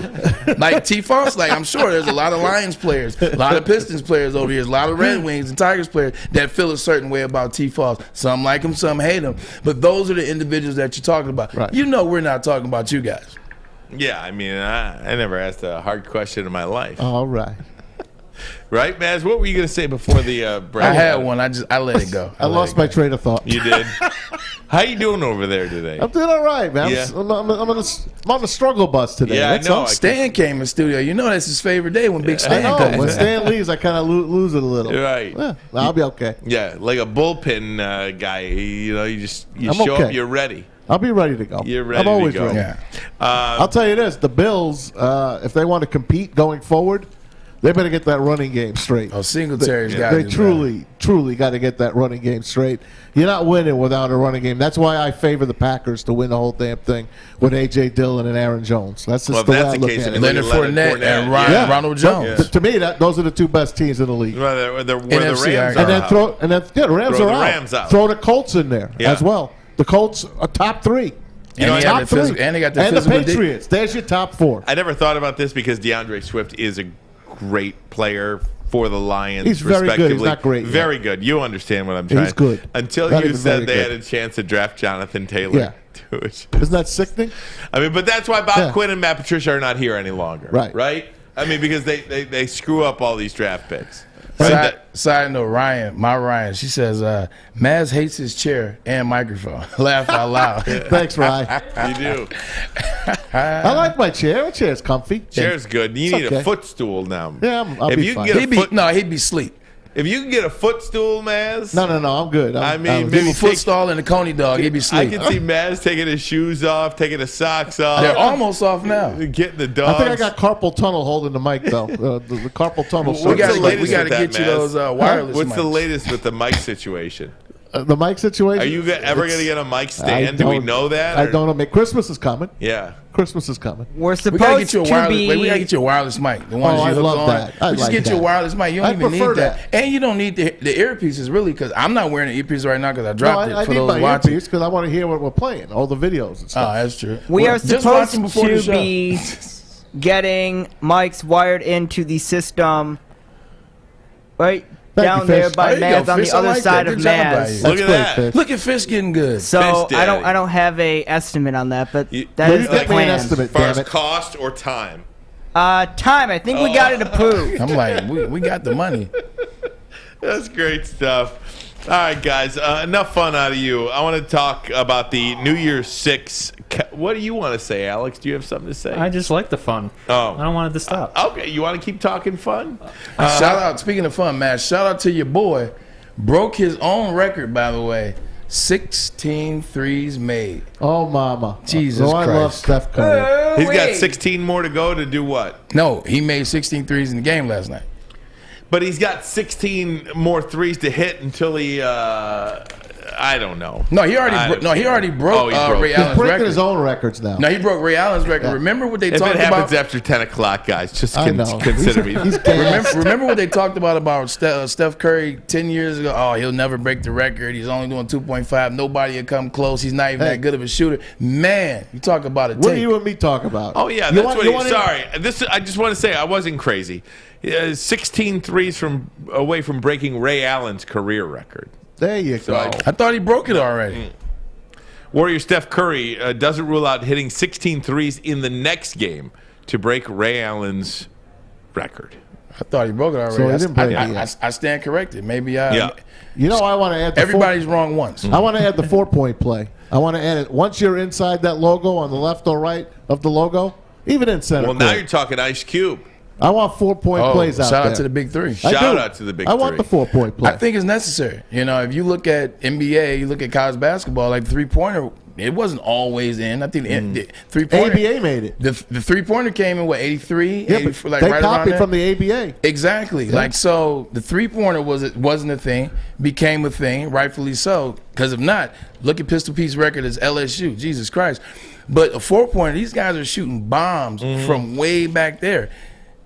I tell you what, Vegas will have a field day with a 4-pointer. Oh, mama. The over-unders would be like in the 300s. But the game would keep getting further and further away from the basket, too. And is that good for the game? I don't know. I mean, because eventually would teams just defend that 4-point dot like they do in the big three? But then that's when you kick it into AD and Giannis, and they have a field day. I guess the spacing would be really good. Spacing would be good. It would be tough. I get a kick out of the All-Star game. I'm one of the few that actually get a kick out of it. I love the All-Star game. It's fun. It's a fun game to watch. I know they don't play any defense. I want a little defense. Right. But it's great. I love seeing all those shots. I love that they shoot those long shots now. Like, the alley-oops are great, and the dunks are cool, and then that was great. But now you see Damian Lillard going against Steph, and they're battling back and forth. Like, that stuff is fun to watch. Wiggins last night? He had 7 out of 8 3-pointers? 8 of 9. 8 out of 9. 8 out of 9. You mentioned Damian Lillard. How about this? He wants a 2-year, $107 million extension by June. Oh, my. Damian Lillard. The NBA salaries, man, and God bless them. Again, it ain't my money, but if they can afford it, give it to them. If you can afford it, give it to them, because the owners are making what they're making. You got to give it to the players. But 2 years, $53.5 million a year. I will say for this: Damian Lillard, he deserves it, and this is why he deserves it. He stayed loyal to Rip City. He stayed loyal. Like, everybody leaves, they join the super teams, they find a way to try to sneak that championship. He stayed loyal. Even with the Trailblazers not helping him at all. They haven't done anything. Why would he want to stay there then? Because he's loyal. Like, it's kind of like Giannis, to where it's like, I don't want to do what everybody else is doing. Like, some individuals, they don't want to be a part of the trend. They want to be able to say in his rap songs, because he raps, he wants to be able to say, I don't have to do what everybody does. I don't want to go join this. I don't want to join the super team, because it looks and sounds good. But at the same time, but this kind of looks like he's folding up and saying, all right, I'm never going to win a championship. Give me my $120 million. At the same time, he's also saying, look, if I'm going to have to stay with the team, reward him. Exactly. If I'm going to stay loyal to a team and I'm there week in, he's not a guy that gets hurt. He's not a guy that gets injured. No, he's a guy that plays night in, night out, stays, takes them to the playoffs. He alone, CJ McCollum, has digressed to me over the past 4 years, takes them to the playoffs, makes game-winning shots in the playoffs. Remember the infamous bye-bye against Russell Westbrook? He's done that now for years. If you want this guy to stay loyal to, because, like, what do you have in Portland outside of him? Nothing. Except the Oregon Ducks, who now are minus a coach in Cristobal. I want to talk about that. Yeah, so Chip Kelly you have nothing. You have this guy that is loyal, and he's an all-star. He is a top-tier player. He just made the top 75 NBA team. I like him a lot. Reward him. I like him a lot, guys. There's no doubt. Who we talking to next? Your buddy? Buddy Gerald Blanc coming on, man. We talk about fans. We as players, man, we're able to do what we do because of the support, because of Amaz, because of Aficionados, because of Orion Romani. and the other fans of Michigan, other fans of Michigan State, the Lions, etc. This guy, Gerald, embodies what it means to be a fan. Can't wait to have him on. Gerald, it's going to be fun. Gerald is coming up next. Also, Mario Cristobal on his way to the University of Miami. It's a dumb move to me. I mean, is that a worse job than Oregon? We'll discuss. Armani and Edwards. Woodward Sports Network, the bottom line. I'm looking to bring on another HVAC tech right now. We are recruiting 5 to 10 techs a month. We're looking to grow and expand. Every new tech we hire is from Northwestern Tech. The hands-on training is fantastic. They're always my first call. We love hiring Northwestern Tech grads. They come out trained and ready to work. Our program is only 10.5 months, and our next classes are starting soon. So why wait? I'm looking to hire Hire a graduate of Northwestern Tech. Northwestern Tech. Northwestern Tech. Northwestern Tech.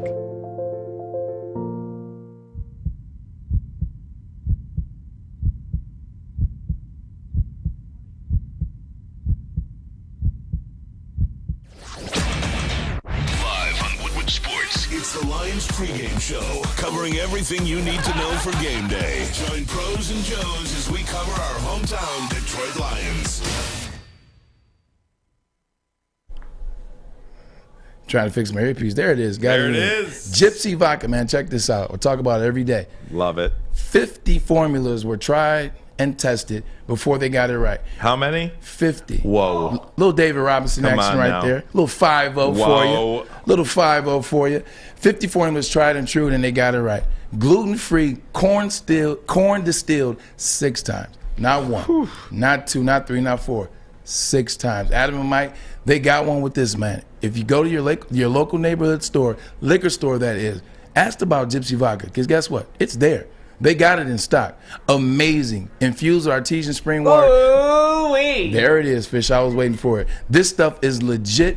Go get it. Gluten-free. But hey, if you're going to drink responsibly. Responsibly. Absolutely. Right back here, Armani and Edwards, the bottom line, Woodward Sports Network. Having a lot of fun on a Tuesday. If you missed any part of our conversation with Stan Edwards, he was here for the entire hour.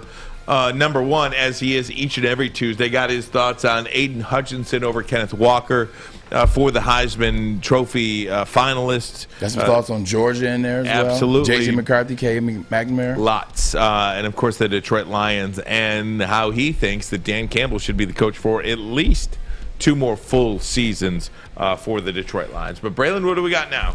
So right now we got an individual coming in. He's my brother. He's a diehard Chicago fan. He's a White Sox guy. His dog, rest in peace, name was Sox. Chicago White Sox guy, Blackhawks guy, Chicago Bears guy, as well as a Michigan true, as well as all things Big Ten. Gotta love this guy. Fans represent the game, man. Fans make the game. Like, look at Maz. I love Maz. I love hearing stories about Maz. We love hearing Maz tell stories about the New York Jets, the New York Giants, Michigan, the Tigers. We love hearing it. But Gerald, let's bring you on, man. Let's talk about Michigan. Let's talk about Gerald. There he is. There he is. Thanks for having me on. No, hey, man. Hey, this right here is my brother, man. I love this guy, like literally. A lot of love for you, man. Yeah. Hey, you have been supporting Harbaugh. Actually, show the tattoo. Show the tattoo before we get into it. Look at that. Got the Michigan. There we go. You have been supporting Michigan. Signature. You have been supporting Michigan through the Harbaugh years in terms of not winning the big game, not getting to the Big Ten championship. Before Harbaugh got in here, Brady Hoke, and there you go.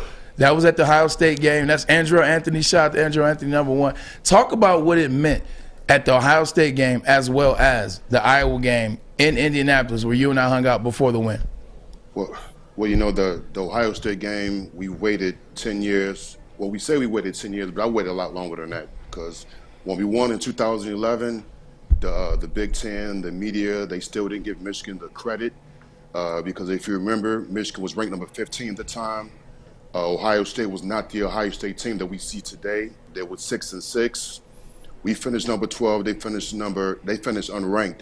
So it was okay. We beat Ohio State, but we only beat them by a couple of points. It took Denard Robinson 5 touchdowns for us to get it done.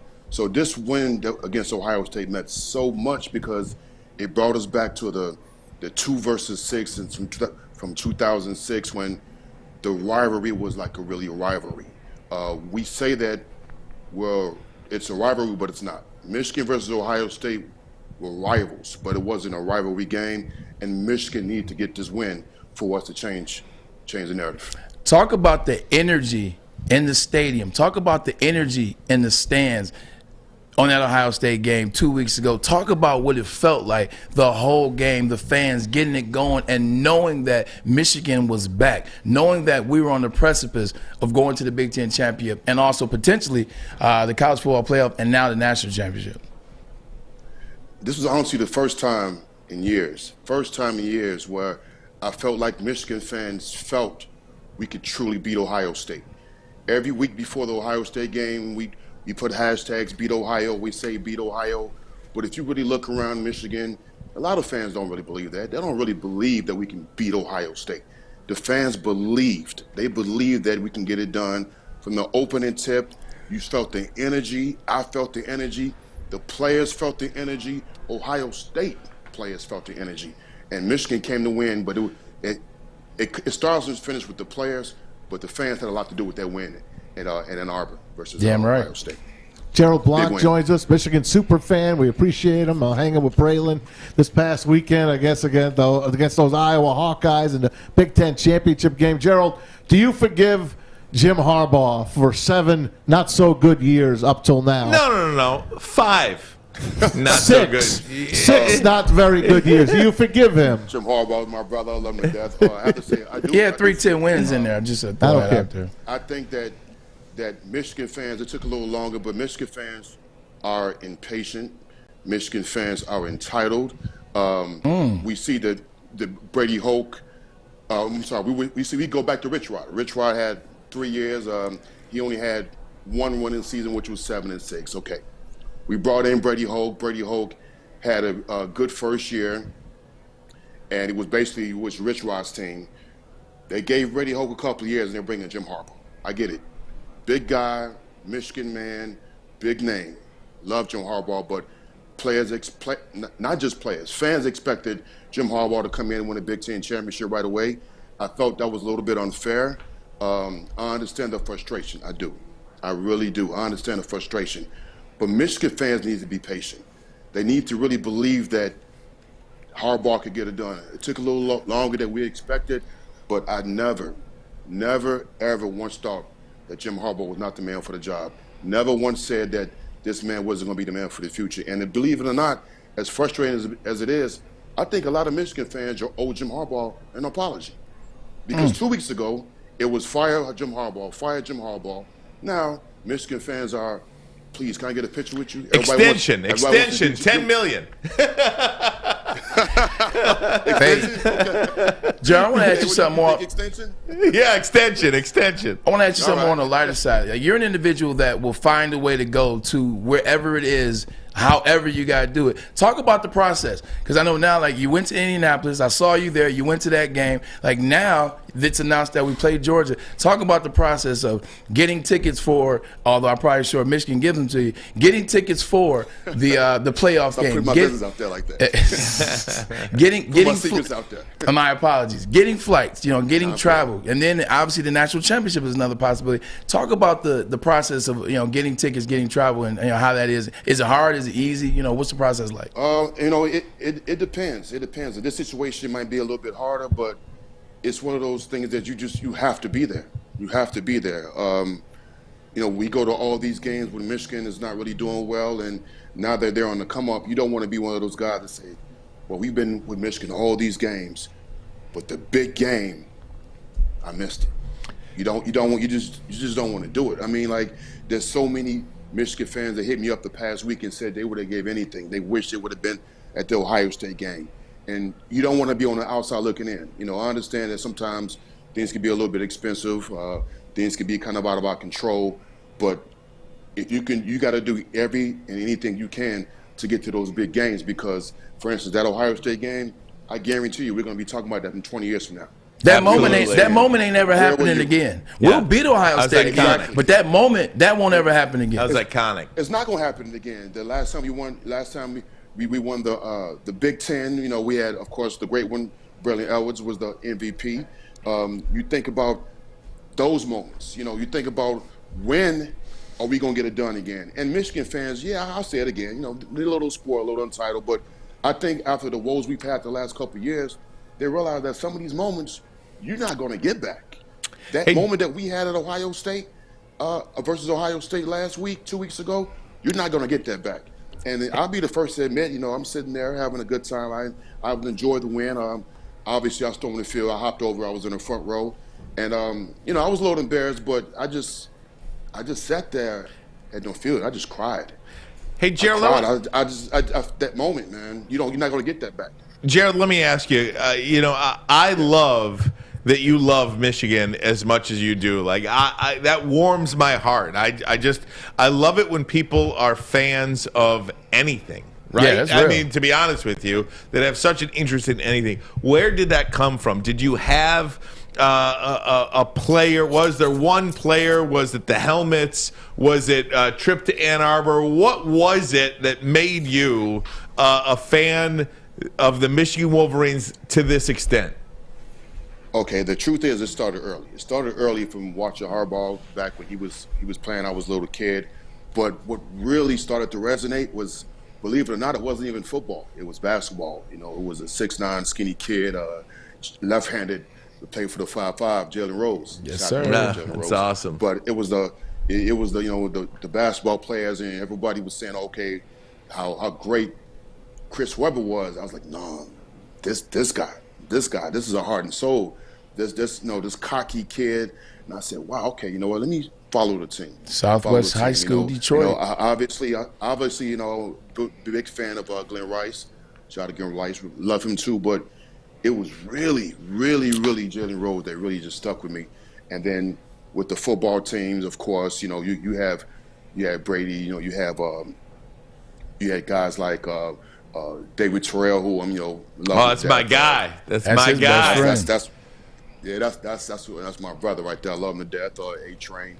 And then, you know, you got legends who I feel like you just can't be duplicated, and that's Braylon Edwards. You know, I'm not sure if I've said this, and no, he didn't tell me to say this, but my favorite Michigan football player ever is Braylon Edwards. Don't do it. Man. And I think that it's great that he's now here. He's not only my favorite player, but he also just happens now to be my brother. That's right. I think what makes players like Braylon synonymous with the Block M is moves like at the Big Ten championship game on Saturday. Braylon Edwards is a legend number one, but we have a future legend number one in the making in Andrell Anthony, freshman. I was there when these two guys met up. I'm not sure if Braylon Edwards knew I was recording, but the fact that the legend one gave the blessing to the future legend one, that actually meant a lot. I think that's something a lot of Michigan fans should see. A lot of Michigan fans, you know, should really get to know about. When he handed Anthony his ring and said, "Go get one," I felt that. As a Michigan fan, I said, I felt that. And in that moment, I said, excuse me, but I said, there's no way in hell Michigan's going to lose today. And that moment, that was the moment I realized there's no way. I love that. No way.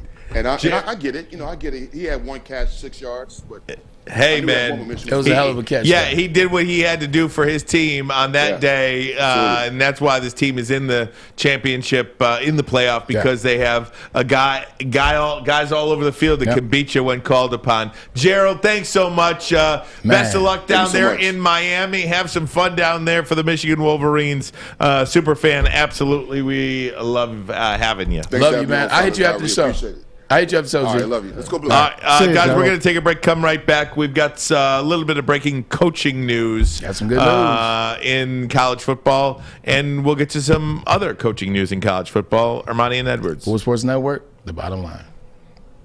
Okay, you thirsty little spin goblins. I want you to pedal into the next dimension.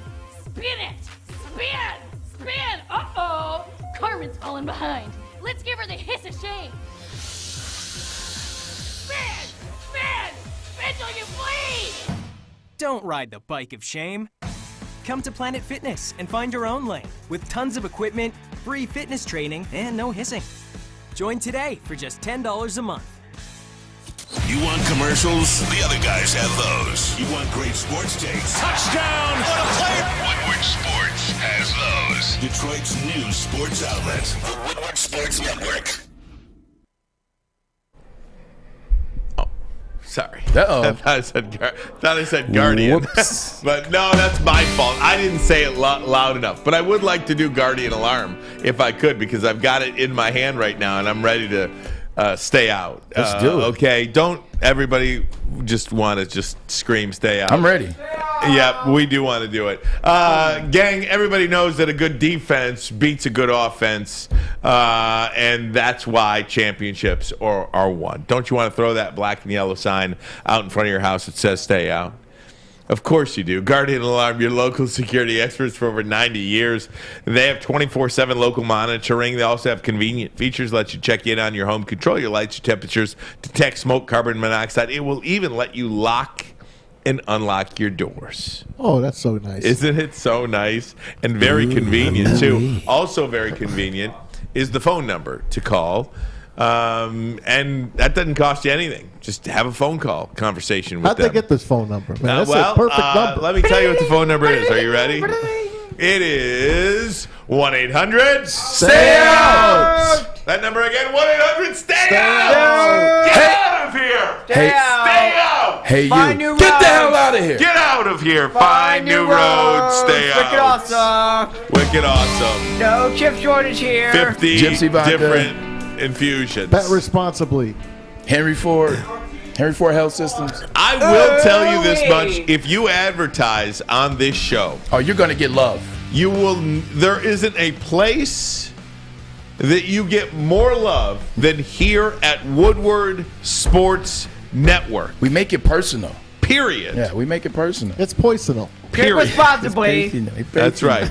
Guys, I do want to give you a little breaking news in college football, and this was expected, I think. How do you not? How do you not? How do you Right not? at this point in the season. Is this Mel Tucker news? No, this is Jim Harbaugh news, to be quite frank with you. Jim Harbaugh is up for Eddie Robinson National Coach of the Year, which is a tremendous honor. Who are the finalists for that? Do they I have don't them? know. Okay. I don't know that answer. I just know I think that Harbaugh's alone.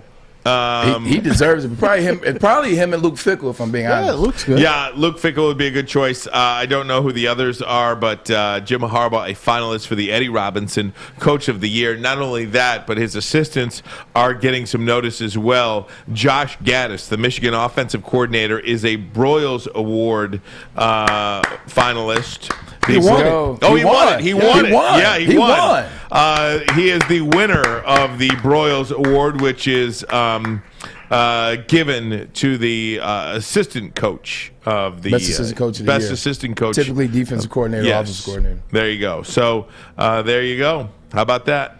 That's a hell of an award. That's a hell of a job. I will say, as Michigan continues along this track, and this will be another one of Jim Harbaugh's challenges, is these guys are going to start getting plucked. I mean, you already hear Mike Hart's name. You hear Josh Gaddis' name. You hear Mike McDonald's name. These guys are going to start getting plucked. You get that system in place. And look, you can make fun of me all you want for saying like a Nick Saban, but that's the gold standard, right? Why wouldn't you want to emulate the gold standard? Every year, Nick Saban has new coordinators. Yeah. Every single year. Which is a credit and a testament to him. It's and a his philosophy. greatness. Yeah. It's a system. Look at Sean McVay in the NFL. Absolutely. He has to redo his staff almost every yearly. single year. Yeah. And the good teams, great organizations, great programs, they understand what their system is, and that's how they are allowed to go year in, year out, and just plug and play. I'm just worried that it happened too fast. Like I'm hoping we can keep this nucleus. Like that word. I learned that word, UAD Jesuit Academy. There you go. You just hope that you can keep this nucleus together for at least another season so that you can start the process of knowing who you might replace with individuals. Like, okay, I understand Gaddis might leave. got my eyes on this offensive coordinator. I understand Mike Hart might leave. I got my eyes on this running back coach, etc. You hope one more year because you don't want it to fall apart too fast. Like you don't want like, hey, everything is great, we did it. Oh, we happen to win the national championship. Everybody leaves, and now you're like, shoot, what do we do from here? I hope we can one more year at least of this particular nucleus. Can I ask a dumb question, Maz? No such thing as a dumb question. I want to ask you this dumb question. And I'm not and I have never been, so I'm not going to pretend to be outraged over this. I've never been a individual award kind of guy. I don't care about the Hall of Fame. I don't care about MVPs, Cy Youngs. So when I get in the College Football Hall of Fame, you're not coming? I will come. I'll be happy for you. You got to do my speech. But I love you whether you're in the Hall of Fame or not because of what you did for Michigan. I don't need I'm not a good person. I don't, because of you're a good person. You know what I'm saying. But I don't need somebody else to tell me how to feel about you extra because of some vote. You know, that's just, I get it. You know what I'm saying? But it's still nice. So here's what I'm saying. How many times has the coach of the year in college football been fired next year? Not been the coach of the year in his own conference? Does that ever happen? I'm sure if you look back, it's going to be close a lot of times. I'm sure it has because voting for National Coach of the Year usually happens before they had the playoff. It typically happens after the season's completely over, and then. Yeah, it usually happens after the college football playoff. So now you get after college football playoff, you get an extra 2 games. So if you're a team that didn't get a chance to make it to the conference championship, you didn't get a chance to make it to a college football playoff, you're not going to be in that national running. So you got to go with just what you did in that conference. Jim Harbaugh got a chance to win the Big Ten championship. Now he has a chance to win against Georgia in the playoff and then potentially go further. So I can understand how you can lose the conference championship. I don't necessarily agree with it, but I can understand how you can lose the conference championship and then win National Coach of the Year. Look at the Pistons head coach, Dwayne Casey. He was Coach of the Year with the Toronto Raptors. They're in trouble. They fired him as Coach of the Year because he couldn't beat LeBron. Oh, by the way, he's not the only one. Avery Johnson. Avery Johnson's another one. Oh, not the other one. Byron Scott. That's right. You notice a pattern? I'm not saying anything. Man, do a little show prep on the air, like right in front of a little show meeting right on the air. I want to talk to a Pistons guy tomorrow. All right. Because I do think it is worth entertaining. I do think it is worth entertaining the fact that Dwayne Casey's not doing a good job this year.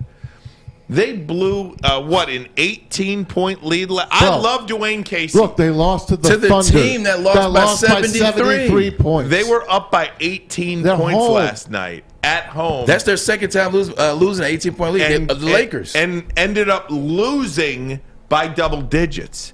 How does that happen? Is anybody like Sadiq Bey has taken a step back? They gave up 42 points in the fourth quarter. Isaiah Stewart has taken a step back. Where's Killian Hayes? Killian Hayes has not developed the way we'd like, and I know he was out last year. It's the same thing we talked about early before the Lions won a game. You talked about Dan Campbell. You weren't mad at them being undermanned. You were mad at situational football that was his fault. It's the same thing with Casey. You're not mad at them being young. You're not mad at them trying to figure it out and gelling. You're mad that you lose an 18-point lead in the NBA twice within the last 6 games. They play the Wiz tomorrow at home, so we'll see what we can do. I don't want to be an alarmist. This team was pegged for 20 wins this year. Right. But it's not enjoyable. No, last year was more enjoyable than this year. Way more enjoyable, more entertaining. But they're trying to, they're letting the kids play. They stripped the team down, man. He stripped the whole team down. Yeah, but this ain't Kentucky. I don't know, this ain't Kentucky where you could just put some McDonald's All-Americans out there and throw the ball. Well, I think he lied. I'm loving it. I think he lionized the team. Okay. He stripped them down because he's putting the young kids in. They got the draft picks. He's got a ton of second-round picks coming up as well. So they're rebuilding this team. But man, you got to give them some structure though. Like I agree with you. They are rebuilding, and I like the moves. We've talked about what Weaver is doing all year. We've talked about it. We said he's doing a great job, but you still have to put some structure in there as they're learning, as they're building to help them. Okay. I know they're young, but you got to give them a little bit of structure. Sorry. It might be time to hit up Timmy Mack tomorrow. See if Timmy Mack. I just don't believe, and I could be crazy. Jeremy Grant doesn't look like. You're not crazy. He's not. They're a non-entity right now. Yeah. Except for what you want to watch Cade Cunningham. And you just hope and pray. And I do think this guy for Duke. Yeah. Oh, my goodness. Oh. I think one of Did you ever think they're maybe fading for him now? Oh, they faded for God, Cade. please. We got to come up with a rhyme for this kid. Oh, I think one of the things with Jeremy Grant is last year on that team that was exciting, right? Jeremy Grant was the man. Jeremy Grant had NBA All-Star game numbers. Yes. And now you're telling him you're not the man anymore. Right. We need you to learn how to play with this guy who he chose as the man. Who we want to be the man now. Exactly. I guarantee you that's a large part of Jeremy Grant's regression. Keep in mind, Jeremy Grant has an Olympic gold medal. Like part of his regression, I guarantee you I want is to talk some Pistons tomorrow. Yeah, let's do it. Let's get Timmy Mack on. Shout out to Tim McCormick. All right, we're going to do Maz's videos of the day. We'll do them next. Armani and Edwards. Woodward Sports Network, the bottom line. Okay, you thirsty little spin goblins. I want you to pedal into the next dimension. Spin it! Spin! Spin! Uh-oh! Carmen's falling behind. Let's give her the hiss of shame. Spin! Spin! Spin till you bleed! Don't ride the bike of shame. Come to Planet Fitness and find your own lane with tons of equipment, free fitness training, and no hissing. Join today for just $10 a month. Your Detroit alternative to the normal sports blah, blah, blah. It's Woodward Sports. Heisman stuff. Armani and Edwards, Ryan Armani, Braylon Edwards, Tom Mazaway. My name, don't wear it out. That's right. It is the time of the day. Pistons tanking for number one again. That's Patty Grimes. Jake says Magic is top 10, but likely out of the top 5 conversation. Now the starters never get in the flow. That says Chuck Brewer. Draymond Green is a damn good player. Lots going on. We appreciate everybody on the YouTube chat. Definitely. Mix you guys in from time to time moving forward. YT Sparty giving us hell all day long today. I've noticed you, YT Sparty. Don't be mad. But he's here. But he's here. Thank you. And we us. certainly appreciate it, sir. We appreciate it. Thank you so 100%. much. Listening to Woodward Sports Network. Having a lot of fun today with the Heisman Trophy. Hey, I spoke at your alma mater this morning. Roll on, you Grosse Pointe Devils. I was at Grosse Pointe South High School today, and I was speaking in a great media class. You believe they got media marketing sales classes that are going on in high school. That's great. I did not have that when I was there. Isn't that awesome? Yeah. Not only that, the teacher runs a pick'em segment, and the kids are better. The kids are almost as good as Braylon at picking. They're probably better than me. Talk for a second. All right, so Maz is there doing that. Braylon, you were 9 out of 11 this week in your pick segment. I was. That's always very good. I wanted to get the videos in there, but you know what I'm gonna start doing, because I keep saying I said that. I was right. You know who else said that? When you're right a lot, it's no need to keep telling people you're right, because you come off as an a-hole. Right. So what I'm gonna Which is fine sometimes, because I got to do it every now and again. No, you deserve to be what you were today, because they treated you like. Hey, lather yourself up. Lather yourself up today, baby. But I promise you, moving forward, I'm done talking about what I picked and what I did, because if I got to keep saying it, then that means I think it's luck, and it's not. So I'm done being an a-hole. What's your favorite phrase that he says? I told you so. I told you. What did I tell you? Alex, go to your inbox. What did I tell you? Go to your inbox and use that for one of the videos. What of the did day. I tell I told you. I told you. I was at Scott Peltier's class today. That's right. At Grosse Pointe Big South. Scott. Terrific guy. We talked about you, obviously, and how your jersey should be retired. 35, baby. Never left the field. I'll tell you, there are probably about 25 kids in the class, so we're going to have 25 new followers. I love it. For sure, because I told these kids, whoever's the best in class, Mr. Scott's going to let us know, and we're going to let them be a guest picker one I of these love days. it. Isn't that I great? love it. We're going to break these young kids in right. We love it. That's right. Picking games. Hey, let me start you off. Throw Alex a little bone here. Let's take you back to winning the Big Ten championship when it was a green and white year. 2015, as a matter of fact. Check this one out.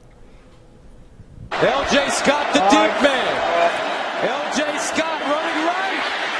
No, get him! Again! Yes! Touchdown That was a hell of a drive, by the way. All we showed was the 1-yard touchdown. That was a, 18 play drive? 20. Yeah, that was a 20 play drive. That was a hell of a drive, man. I was there. You were? I was there. I Wow. covered 2. Oh, for Fox? Yeah, I covered 2 of Michigan State's championship runs. I covered the Ohio State-Wisconsin game. I was out there like, can we ever get here? I know. In fact, one year, I think it was 2013, actually. That was Nebraska. That was Nebraska. Yeah. Yeah, it was Nebraska. The confetti that rained down in Indianapolis was maize and blue. Oh, boy. And I'll never forget, like, lots of Spartan fans were like, really? Because the other side, Nebraska was red and white. It was either that or the Wisconsin. But even they were red Nebraska, and white. Wisconsin. So you can't escape the colors. Yeah. And I remember holding the confetti being like, man, we're so far away from this. I don't even know when we're actually going to get here. But we finally made it. We finally won. Remember the other day when we played Brian Kelly's fake Southern accent? My family at LSU. Y'all. Well, who was that funny show on ESPN? They're not on ESPN anymore. He was great. Craig Kilborn? Dan Levitard. Levitard. Oh. This is Dan. Him and his father. That's I like the terrific. father, but I've never been a Levitard fan. I get it. He's Ohio guy. He's total Atlanta. douchebag. Total incomplete. But they got a lot of people that like him. They like their show. They do?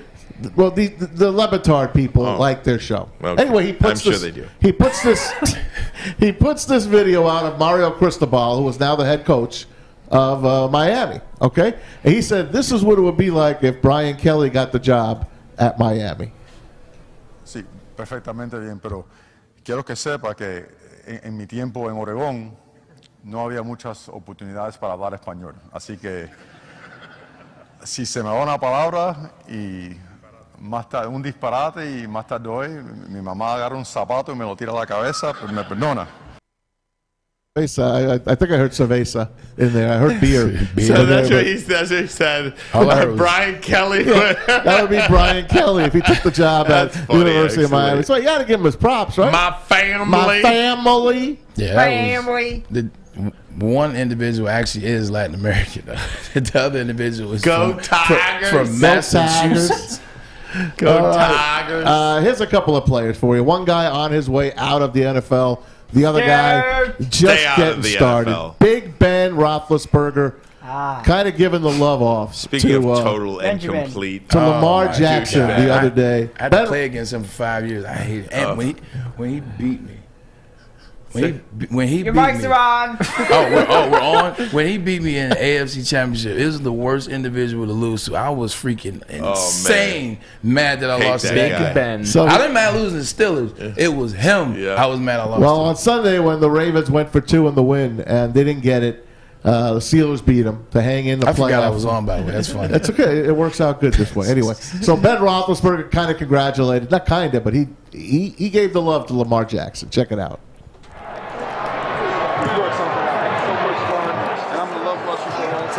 Take care of yourself, all right? A lot of respect. Take care, brother.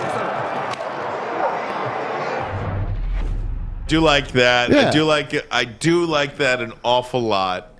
I think as a sports fan, that's what you want to see happen with guys kind of passing the torch down through the game of the NFL. I eventually, just like in the Super Bowl last year with Tom Brady and Patrick Mahomes. Yep. You want that moment as a sports fan that you're working so hard for one, and then at the end you shake hands like a boxers hugging each other at the end of the night. It's a good thing.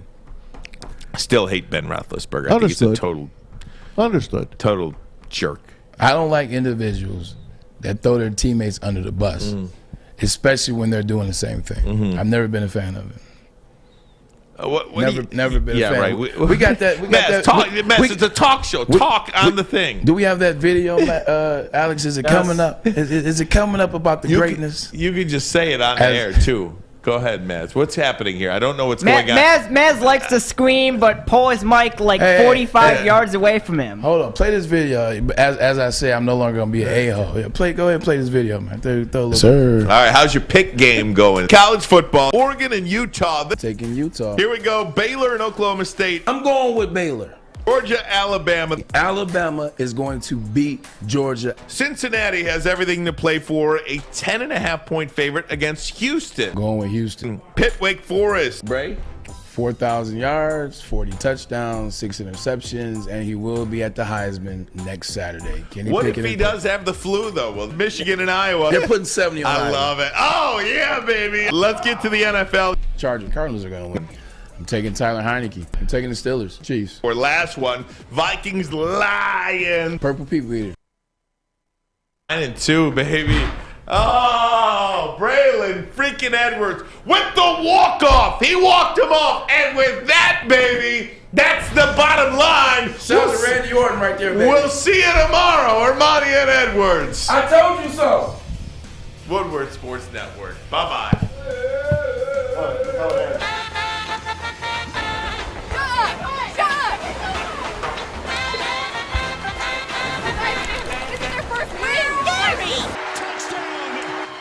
I was just looking for the sports channel, Gary.